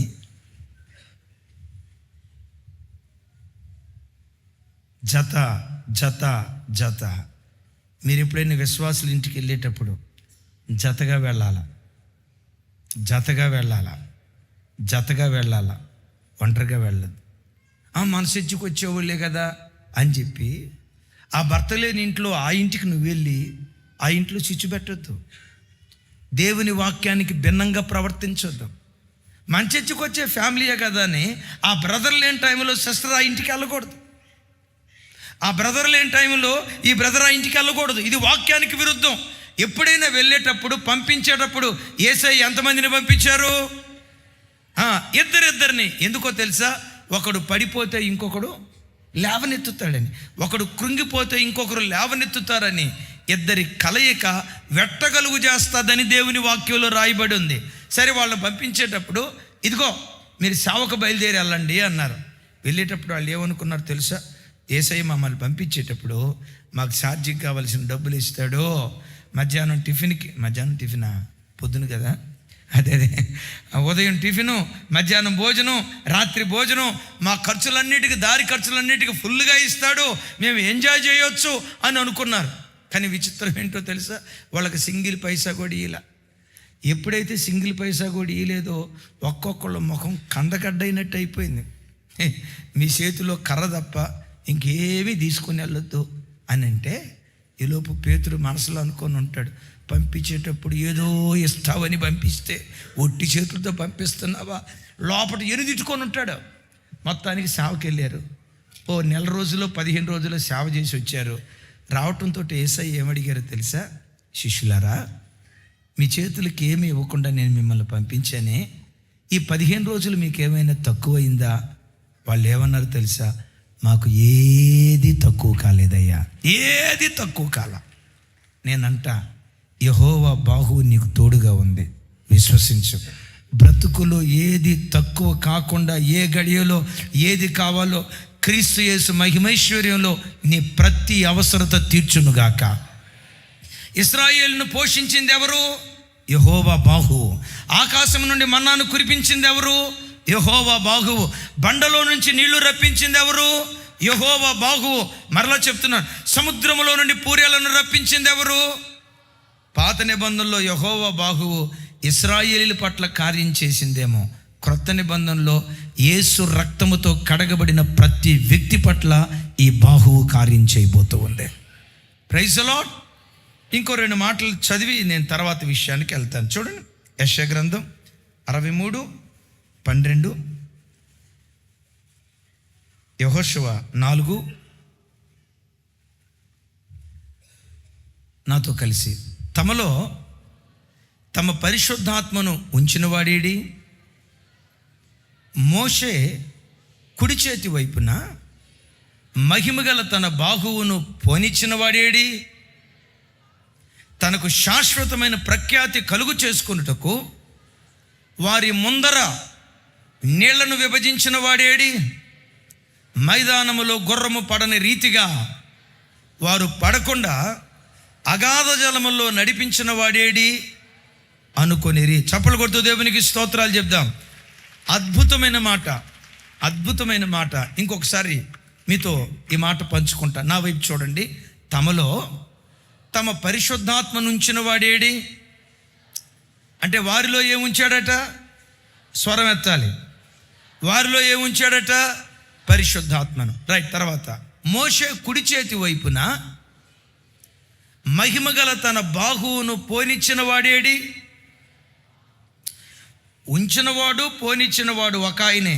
ఎవరు? దేవుడైన యెహోవా.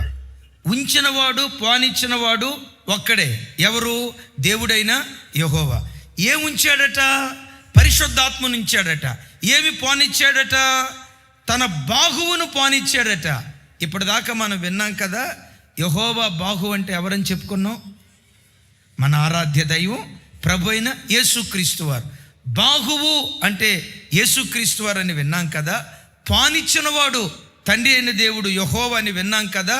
ఉంచినవాడు యెహోవా అని విన్నాం కదా. ఏముంచాడు? ఇక్కడ ముగ్గురిని చూస్తూ ఉన్నాం. తండ్రి, కుమార, పరిశుద్ధాత్మ. మనం ఆరాధించే దేవుడు త్రియేక దేవుడు, త్రియేక దేవుడు, త్రియేక దేవుడు. తండ్రి, కుమార, పరిశుద్ధాత్మ, ఈ ముగ్గురు ఏకమై ఉన్నారు. యేసయ్యకు మహిమ కలుగును గాక. స్వరమెత్తుదాం. యేసయ్యకు మహిమ కలుగును గాక. తండ్రి, తండ్రి, కుమార, పరిశుద్ధాత్మ ముగ్గురు ఏకమై ఉన్నారు.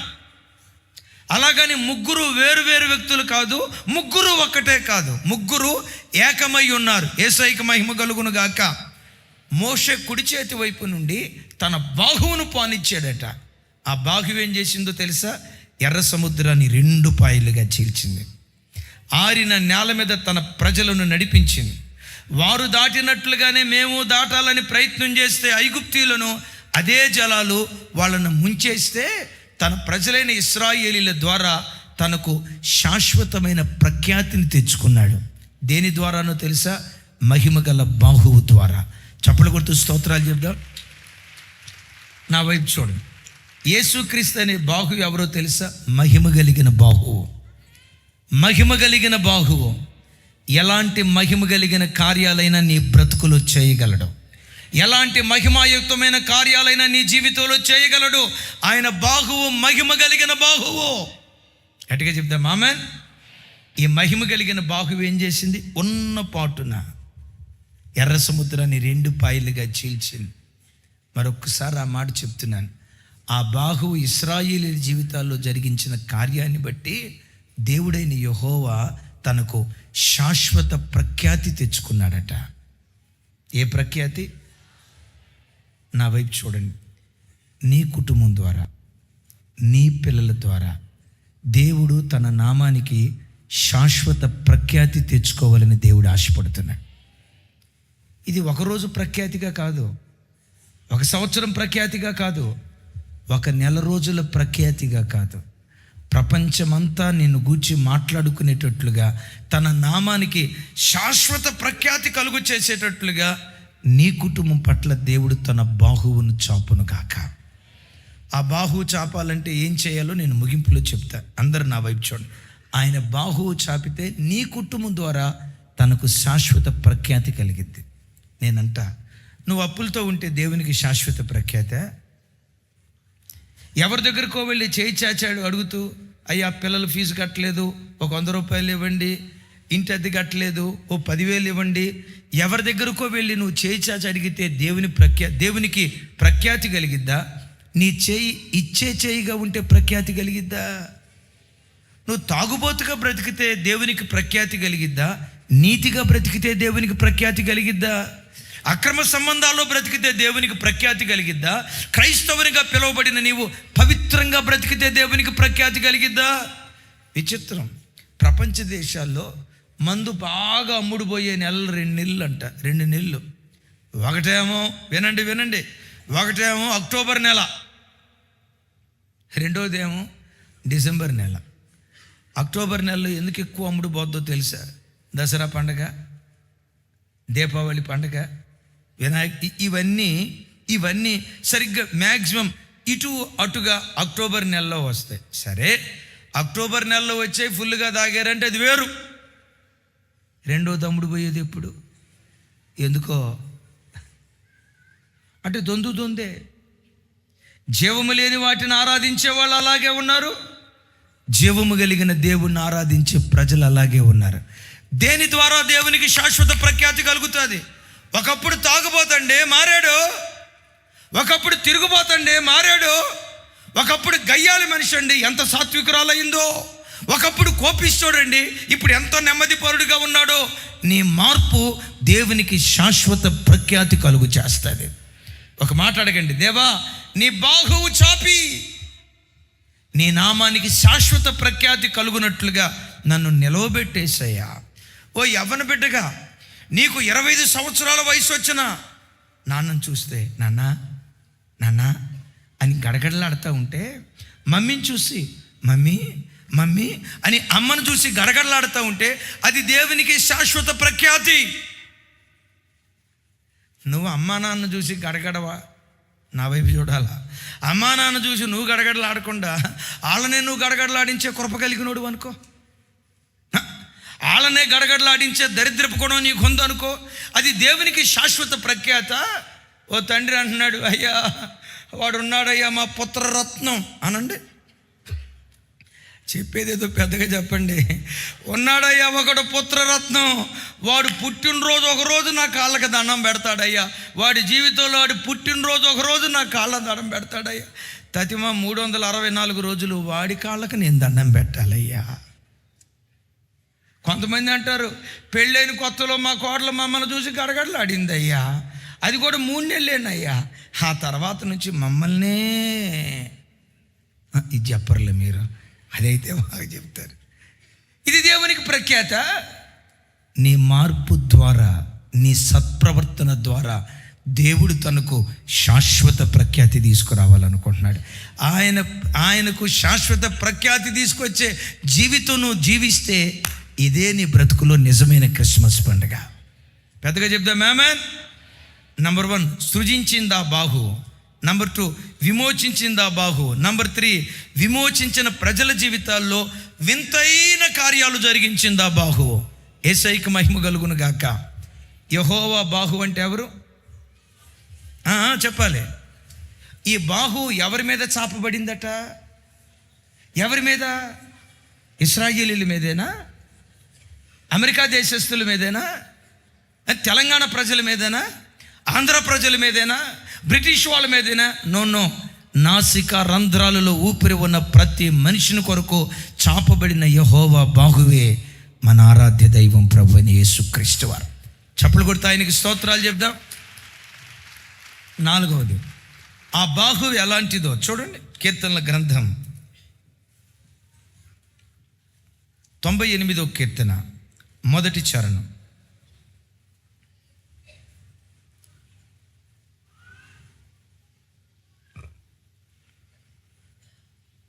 నాతో కలిసి, యెహోవా ఆశ్చర్యకార్యములు చేసి ఉన్నాడు, ఆయనను గూర్చి క్రొత్త కీర్తన పాడుడి.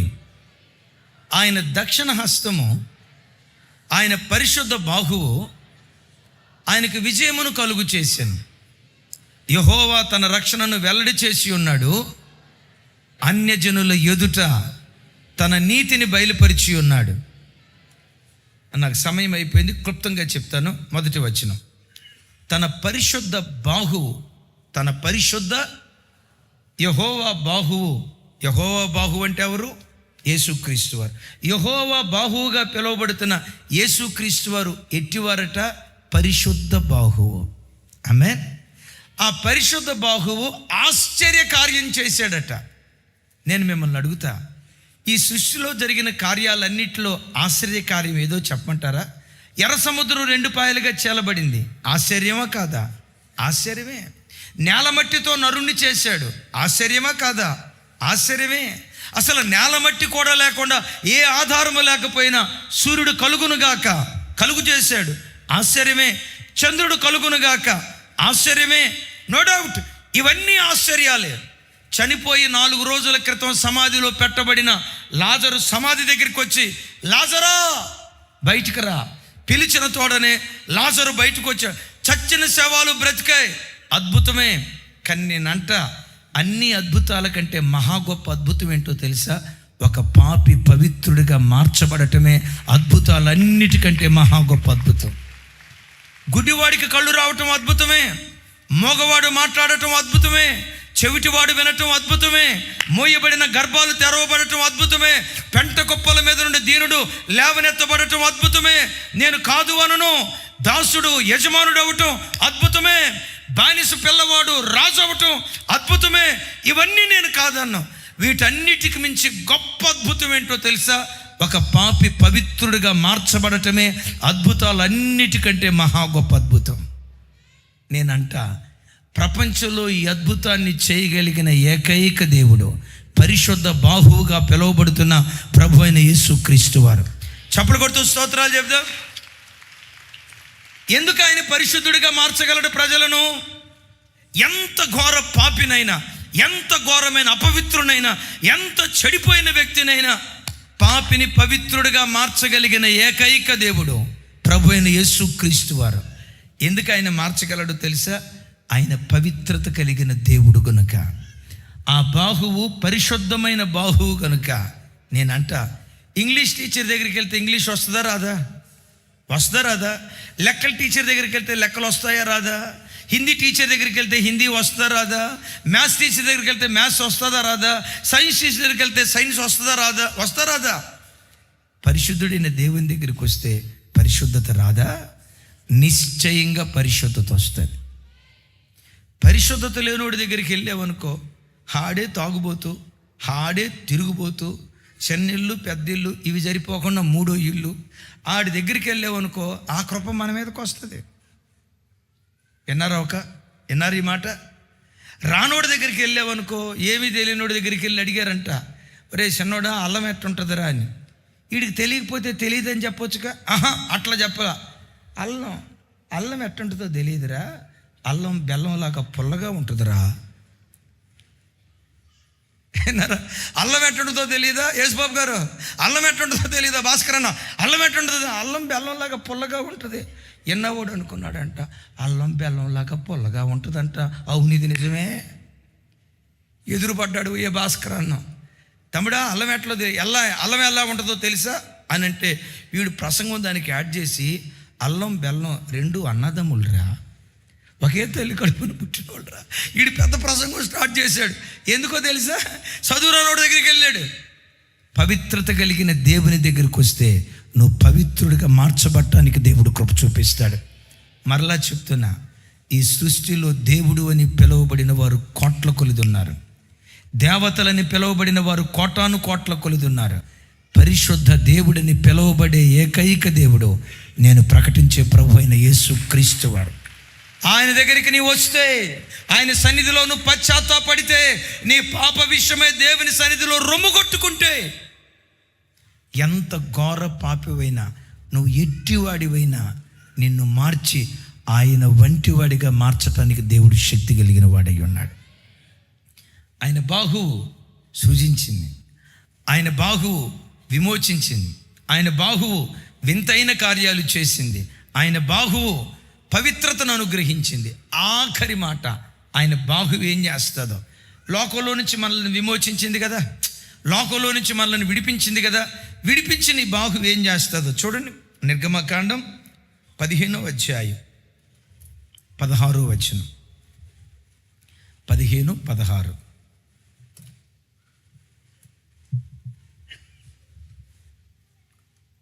నాతో కలిసి, యెహోవా నీ ప్రజలు అద్దరికి చేరు వరకు, నీవు సంపాదించిన ఈ ప్రజలు అద్దరికి చేరు వరకు నీ బాహుబలము చేత పగవారు రాతి వలె కదలకొందురు. చప్పుడు కొట్టు, దేవునికి స్తోత్రాలు చెప్దాం.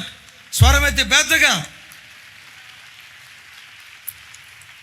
నా వైపు చూసి నాతో కలిసి చెప్పండి, యెహోవా నీ ప్రజలు అద్దరికి చేరు వరకు, నీవు సంపాదించిన ప్రజలు అద్దరికి చేరు వరకు. ఒకసారి నా వైపు చూడండి. ఇద్దరికి అద్దరికి చేరుస్తుందట. ఎవరిని? నీవు సంపాదించిన ప్రజలను. ఇంకోసారి చెప్పండి, నీవు సంపాదించిన ప్రజలను యెహోవా బాహువు అద్దరికి చేరుస్తుందట. చేర్చే పరంపరలో చారకుండా ఎవరైనా పగవారు అడ్డుకున్నారా, రాతి వలె కదలకుండా నిశ్శబ్దమయ్యేటట్లుగా ఆ బాహువు చేస్తుందట. 2 కార్యాలు చేస్తుంది ఇక్కడ. ఒకటి, తాను సంపాదించిన ప్రజలను అద్దరికి చేరుస్తుంది. రెండవది, పగవారిని రాతి వలె కదలకుండా చేస్తుంది. సంపాదించిన ప్రజలు అంటే ఎవరు? పాత నిబంధనలో పస్కా గొర్రెపిల్ల రక్తంతో సంపాదించబడింది ఇశ్రాయేలు ప్రజలు. క్రొత్త నిబంధనలో పస్కా గొర్రెపిల్ల రక్తము కంటే శ్రేష్టమైన రక్తం యేసు క్రీస్తు వారి రక్తముతో సంపాదించబడిందే జీవము కలిగిన దేవుని సంఘం. పెద్దగా చెప్దాం ఆమేన్. సంఘం ఏమై ఉన్నది? క్రీస్తు తన స్వరక్తమిచ్చి సంపాదించిన సంఘం. తమ్ముడు, నువ్వెవరివో తెలుసా? యేసయ్య తన రక్తంతో నేను సంపాదించుకున్నాడు. నేనంట, ఒక ఇల్లు సంపాదించుకుంటే ఆ ఇంటిని జాగ్రత్తగా నువ్వు కాపాడుకుంటావుగా. ఒక బండిని సంపాదించుకుంటే ఆ బండిని జాగ్రత్తగా కాపాడుకుంటావుగా. నువ్వు ఒక పంట పొలాన్ని సంపాదించుకుంటే, ఒక పొలాన్ని సంపాదించుకుంటే అది అన్యాక్రాంతం కాకుండా నువ్వు కష్టపడి సంపాదించుకున్న దాన్ని కాపాడుకుంటావుగా. ఆఫ్టర్ ఆల్, చెమటోడ్చి సంపాదించుకున్న దాన్ని కాపాడుకోవటానికి నువ్వు ప్రాకులాడితే, యేసయ్య చెమటోడ్చటం మాత్రమే కాదు, తన ప్రాణాన్ని నీ కొరకు ధారపోసాడు. ఆయన ఆఖరి రక్తపు బొట్టు వరకు నీ కొరకు చిందించి తన రక్తంతో నిన్ను సంపాదించుకున్నాడు. విశ్వసించు, సైతానుగాడు నిన్ను ముట్టాలని ప్రయత్నం చేసిన ఏ నాటికైనా అద్దరికి నా దేవుడు నిన్ను చేరుస్తాడు. ఏ పగవాడైతే 2025 సంవత్సరంలో నీ మీద దాడి చేశాడో, రోగం అనే పగవాడు దాడి చేశాడేమో, పాపం అనే పగవాడు దాడి చేశాడేమో, మిత్రువులే శత్రువులుగా మారి, మనుషులే విరోధులుగా మారి నీకేదో కీడు చేయాలని ప్రయత్నం చేస్తున్నారేమో, యేసుక్రీస్తు నామం పేరిట చెప్తున్నాను, ఆ పగవారందరూ రాగల కాలంలో రాతి వలె కదలక యుందురుగాక. రాయి గదిలిద్దా? చెప్పాలి. అంతకు మునుపు నీ మీద నాట్యమాడినవాడు, నిన్ను మింగాలని చూసినవాడు, నిన్ను నాశనం చేయాలని చూసినవాడు, నీకేదో కీడు చేయాలని ప్రయత్నం చేసిన, అది మనుషులైనా శక్తులైనా వ్యక్తులైనా, యెహోవా తన బాహువు చాపి శత్రువులందరూ రాతి వలె కదలకుండా నిశ్శబ్దమైపోయేటట్లు దేవుడు కార్యం చెయ్యునుగాక. పగవారు రాతి వలె కదలకుండా ఉండాలంటే ఏం చాపబడాలి? ఆ బాహువు శత్రువులను రాతి వలె కదలకుండా చేస్తుందట. అట్ దట్ సేమ్ టైం సంపాదించిన ప్రజలను ఎక్కడికి చేరుస్తుంది? పెద్దగా చెప్పండి. అంటే ఇద్దరి నుండి అద్దరికి వాళ్ళు ప్రయాణమై వెళ్తున్నారు. ఇశ్రాయేలీలేమో ఐగుప్తులో నుండి బయలుదేరి కనాను అనే అద్దరికి వెళ్తున్నారు. క్రొత్త నిబంధన సంఘం లోకమనే ఐగుప్తులో నుండి బయలుదేరి పరలోకం అనే కనానుకు మనం బయలుదేరి వెళ్తూ ఉన్నాం. ఈ బాహువు తప్పకుండా అద్దరిగా పిలువబడుతున్న పరలోకానికి నిన్ను చేర్చునుగాక. అయ్యో ఈ పాపాన్ని నేను జయించలేకపోతున్నాను, అయ్యో ఈ భక్తి జీవితం నేను చేయలేకపోతున్నాను, సైతాను గడు నన్ను లాగేస్తాడేమో, నేను దేవునిలో బ్రతకలేనేమో, నా భక్తి పాడైపోద్దేమో, నేను దేవుని రాజ్యాన్ని చేరలేనేమో అని మీలో ఎవరైనా అనుకుంటూ ఉంటే ఒక మాట అనండి, యెహోవా బాహువా లెమ్ము, నాతో కూడా రమ్ము. ఈ క్రిస్మస్ ఆరాధనకి అందరూ వచ్చారో మీతో కూడా యెహోవా బాహువు బయలుదేరి వచ్చును గాక. ఆ బాహువు ఒక్కొక్క తల మీద చాపబడును గాక. అయితే ఒకటి, ఆ బాహువు ఈ 5 రకాలైన కార్యాలు చేయాలంటే మనం ఎలా బ్రతకాలి? ఒక్క మాట చెప్పి నేను ఇక ప్రార్థన చేస్తాను. కీర్తనల గ్రంథం 80వ కీర్తన 17వ చరణం. 80వ కీర్తన 17వ చరణం. నాతో కలిసి పెద్దగా చెప్పండి. నీ కుడి చేతి మనుష్యునికి తోడుగాను, నీ కొరకు నీవు ఏర్పరచుకునే నరునికి తోడుగాను నీ బాహుబలం ఉండునుగాక. నా వైపు చూడండి. యెహోవా బాహుబలం అంటే ఎవరు? యెహోవా బాహు అంటే ఎవరని విన్నాము? యేసుక్రీస్తు వారని విన్నాం కదా.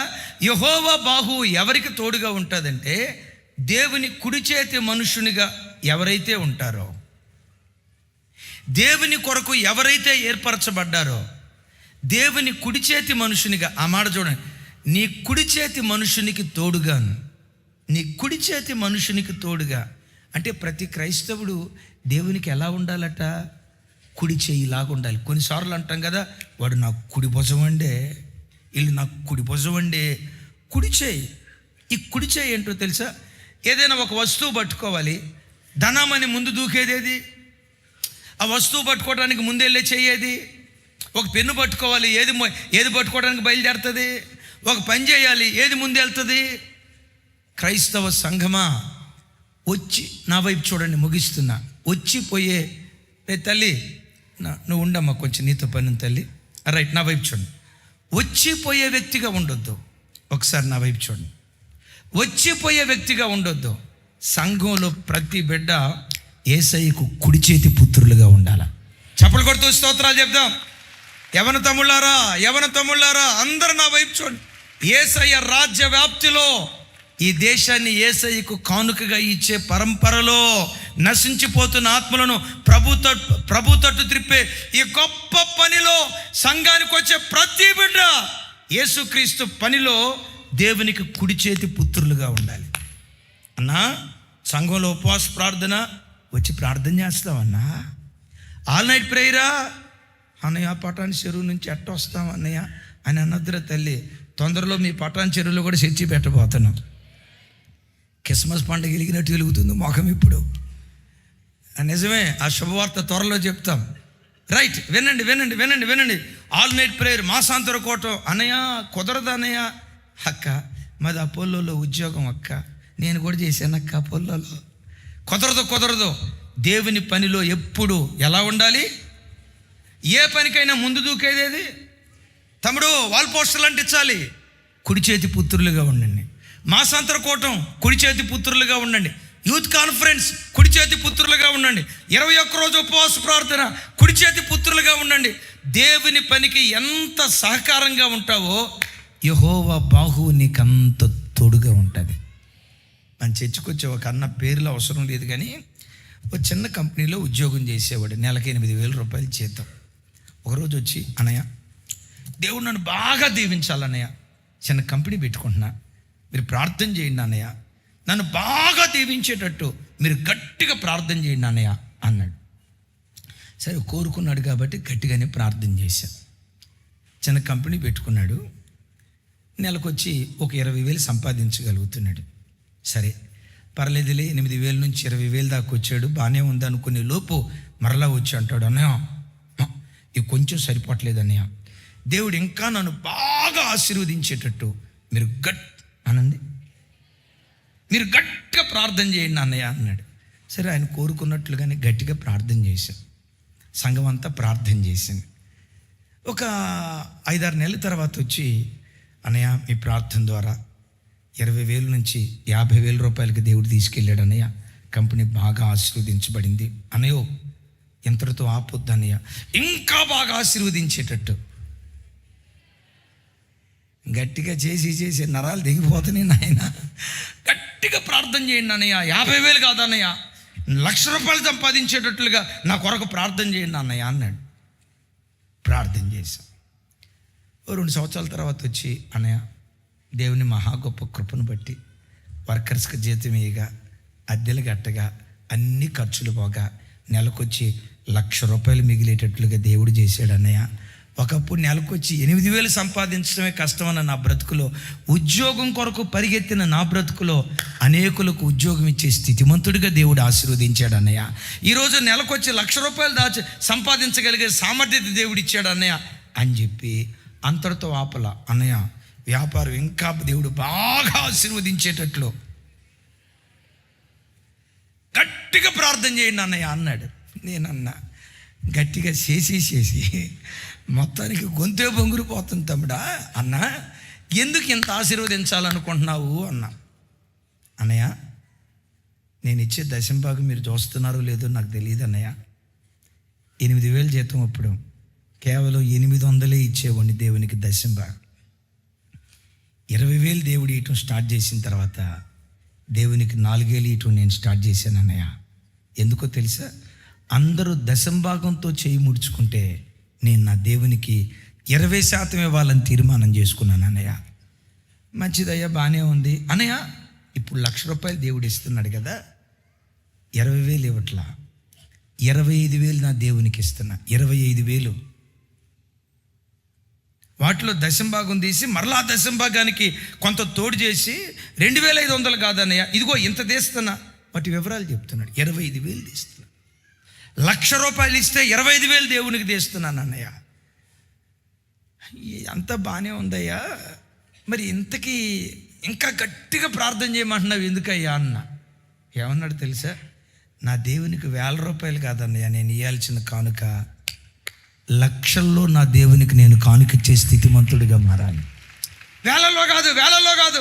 నా దేవుడు నన్ను ఆశీర్వదిస్తే నా చేతులు నా దేవుని రాజ్య వ్యాప్తి కొరకు 1,00,000లో కానుకిచ్చే స్థితిమంతుడిగా, అందుకని ఆశీర్వదించమని ప్రార్థన చేస్తున్నాను అన్నయ్య. అంతేగాని రోల్స్ రాయల్ కారులో వెళ్ళాలని కానీ, బుల్లెట్ మీద డుగ్ బయలుదేరి వెళ్తూ ఉంటే వీధిలో ఉన్న ఆడపిల్లలంతా బయటకు వచ్చి గ్రీకు వీరుడు, నా రాకుమారుడు అని వాళ్ళెవరో అనుకోవాలని కాదన్నా, దేవుని సేవలో దేవుని కొరకు కుడి చేతి పుత్రులుగా బ్రతకాలి.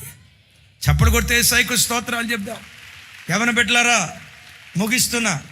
అన్నా, తమ్ముళ్ళు, చెల్లెళ్ళు, నా చేతులెత్తి దండం పెట్టి మీకు చెప్తున్నా, మీరు మందిరానికి వచ్చారు కదా, మందిరంలో ఏదో ఒక పనిలో పాలిభాగస్తులు అవ్వండి. కళ్యాణ్, ఏదో ఒక పనిలో పాలిభాగస్తులు అవ్వండి. వచ్చి వెళ్ళిపోయే వ్యక్తులుగా ఉండొద్దు. ఆ తమ్ముడు ప్రసాద్ చూడండి, ఎడిటింగ్ వర్క్ ఆ తమ్ముడే. తబలా అబ్బాయిని చూడండి, పేడ అబ్బాయిని చూడండి. అదిగదిగో తిమోతి ఒకసారి నిలబడు. నాయన తిమోతి అంటే నువ్వే నాయన, నా పేరు కాదు నాయన. మా వాడు చాలా భక్తి కలిగినోడు. ఆ మధ్య పాట ఒకటి రిలీజ్ చేస్తే, తమ్ముడా మీరు పొందుకున్న అనుభూతి రాయండి అంటే ప్రైజ్ ద లార్డ్ అని రాశాడు. సాల్మన్ దగ్గర కెమెరా నేర్చుకున్నాడు తమ్ముడు సాల్మన్ దగ్గర. ఆ ఒక్క తమ్ముడు 10 మందికి నేర్పాడు. స్వరూప్ స్వరూప్ ఆడు చిన్న పిల్లోడుగా ఉన్నప్పుడు ఫెయితో పక్కనే ఉండేవాళ్ళు. వాళ్ళ అమ్మ తీసుకొచ్చి మాకు ఇచ్చేది. ఏమ్మా ఎందుకు ఇచ్చావమ్మా అంటే, వీడు చిన్నప్పటి నుంచి దేవుళ్ళు పెరగాలన్నయ్యా, మీ దగ్గరుంటే ఆ వాతావరణమే వేరే కదా. మా చేతులతో పేరు పెట్టి ఏమంటారు అన్నప్రాసనం చేసి ఆ పిల్లలు ఈరోజు దేవుని సేవలో కుడి చేతి పుత్రులుగా మారిపోయారు. Praise the Lord. అది కదగో బెన్ని సార్ 6 అడుగుల అజానుబాహుడు చూడండి, నమస్కారం సార్ ఇక్కడ సౌండ్ సిస్టమ్ ఉంటుందా? స్పీకర్లు ఆఫ్ చేసి ఉన్నా.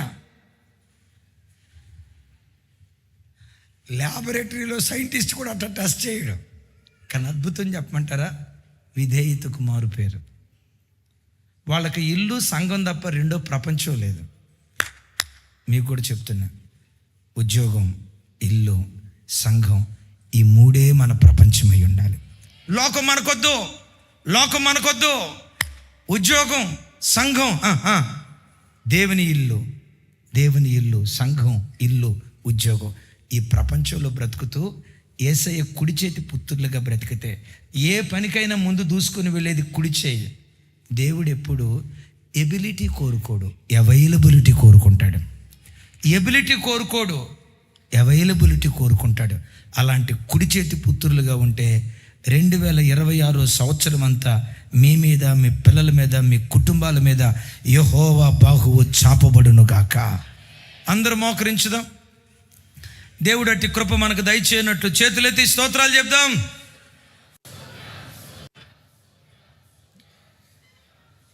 అయ్యా నీ బాహువు మాకు తోడుగా ఉండజేయ్యా అని ఒకసారి అందరు చేతుల పైకెత్తి ఒక చిన్న ప్రార్థన చేసుకుందాం. దేవా నీ బాహువు రాగల సంవత్సర కాలమంతా నాకు, నా పిల్లలకు, నా పిల్లల పిల్లలకు తోడుగా ఉండాలయ్యా. యెహోవా బాహువు ఎంతమందికి తోడై ఉండాలని ఆశపడుతున్నారు? చేతులెత్తయ్యా నీ బాహువు తోడుగా ఉండొచ్చాయి. పాత నిబంధనలో ప్రవచనాత్మకంగా రాయబడిన యెహోవా బాహువే ప్రభు అయిన యేసుక్రీస్తు వారిని వాక్యంలో విన్నాం కదా. అయ్యా బాహువు నాకు తోడుగా ఉండాలయ్యా. ఆశపడిన బిడ్డలు మీ చేతులెత్తి ప్రార్థన చేసుకోనండి. హల్లెలూయా. అది సృజించే బాహువు, అది సృజించే బాహువు, విమోచించే బాహువు, వింతైన కార్యాలు చేసే బాహువు, విజయాన్నిచ్చే బాహువు, అద్దరికి చేర్చే బాహువు, పగవారందరూ రాతి వలె కదలకుండా నిశ్శబ్దంగా మార్చే బాహువు. నీ బాహుబలం నాకు తోడుగా ఉండజేయ్యా. చేతులెత్తి చేతులెత్తి చేతులెత్తి నీ కుడి చేతి పుత్రుడిగా నేను బ్రతుకుతాను యేసయ్యా. ఈ క్రిస్మస్ దినాన నీ పరిచర్యకు ఉపయోగపడే వ్యక్తిగా నేను బ్రతుకుతా యేసయ్యా. నీ సేవలో నన్ను వాడుకో యేసయ్యా. చేతులెత్తి చేతులెత్తి చేతులెత్తి హల్లెలూయా. నీ పరిచర్యను తుదముట్టించుటేనా నియమమాయనే. నీ పరిచర్యను తుదముట్టించుటేనా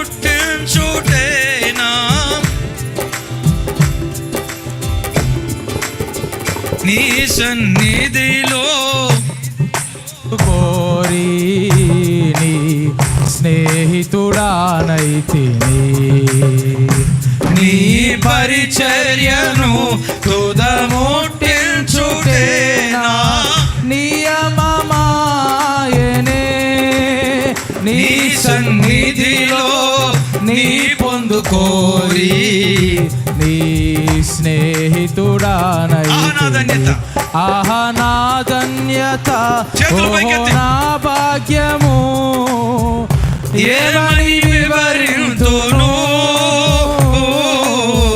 ఏమని వివరింతును.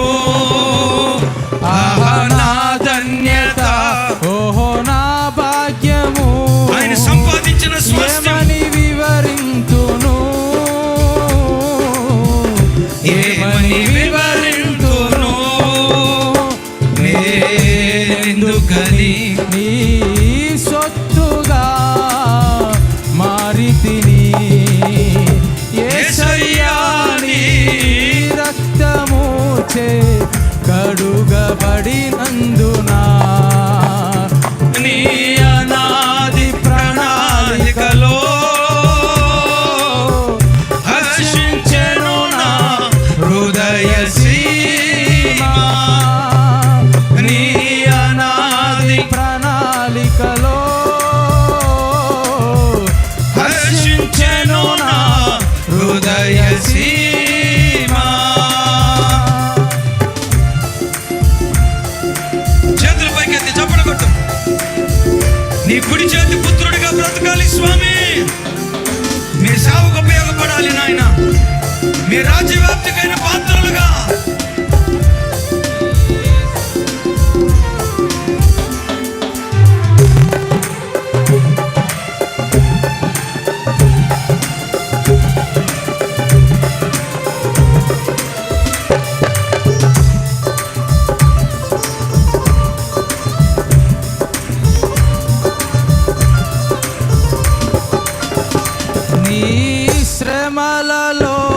పాలొందుటయే నా దర్శనమాయనే.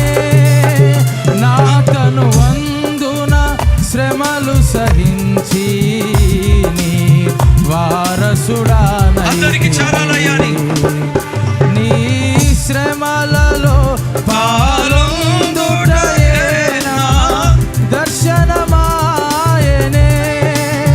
నా తనువందున శ్రమలు సహించి నీ వారసుడానైతిని. ఆహా నా ధన్యత, ఓహో నా భాగ్యము, ఏమని వివరింతును, ఏమని వివరింతును. ఆహా నా ధన్యత, ఓహో నా భాగ్యము, ఏమని వివరింతును, ఏమని వివరింతును.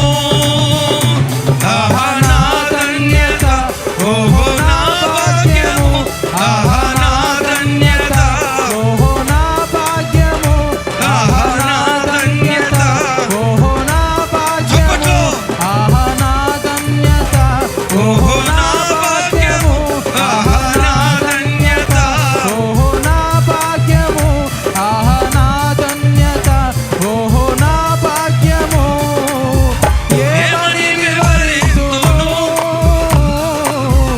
ఏమని వివరింతును, నేనేమని వివరింతును,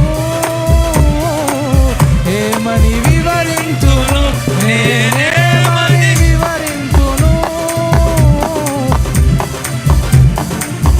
నేనేమని వివరింతును, నీ కుడి చేతి పుత్రులుగా వివరింతును, నీ రాజ్యవ్యాప్తికై పాత్రలుగా వివరింతును, ఏమని వివరింతును.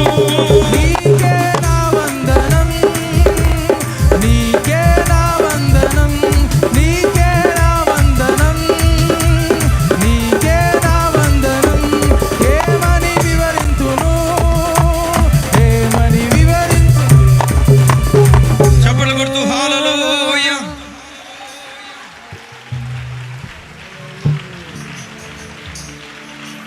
ఏమని వివరింతును.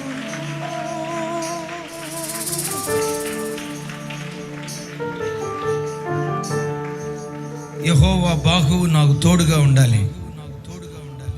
ఆశపడిన బిడ్డలు మీ కుడి చేతులు పైకెత్తి ప్రభు వైపు చూపించండి. ఆయన బాహువు నాకు నా పిల్లలకు సదా తోడుగా ఉండాలి. నేను దేవునికి కుడి చేతి మనుషునిగా బ్రతుకుతా. నా దేవునికి నేను ఉపయోగపడతా. నా ఇల్లు, నా ఉద్యోగం, నా దేవుని మందిరం, ఈ ప్రపంచంలోనే నేను విహరిస్తా. దేవా నన్ను అలా పెంచయ్యా. నేను దేవునికి కుడి చేతి పుత్రుడిగా ఉండాలని ఆశపడుతున్నాను. ఆశపడిన బిడ్డలు మీ కుడి చేతులు పైకెత్తి ప్రభు వైపు చూపించండి. అలాగే ఈ ఆరాధనకి ఫస్ట్ టైం మొదటిసారి వచ్చిన బిడ్డలు ఎవరైనా ఉంటే ఒక క్షణం లేచి నిలబడండి. మీ కొరకు ప్రార్థన చేయబోతున్నాను. ఫస్ట్ టైం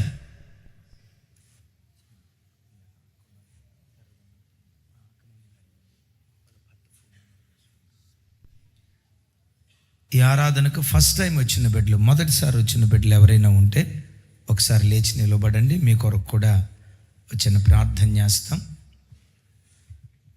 ఫస్ట్ టైం మొదటిసారి వచ్చిన బిడ్డలు, నేను దేవునికి కుడి చేతి పుత్రుడిగా, కుడి చేతి మనుష్యునిగా ఉండాలి.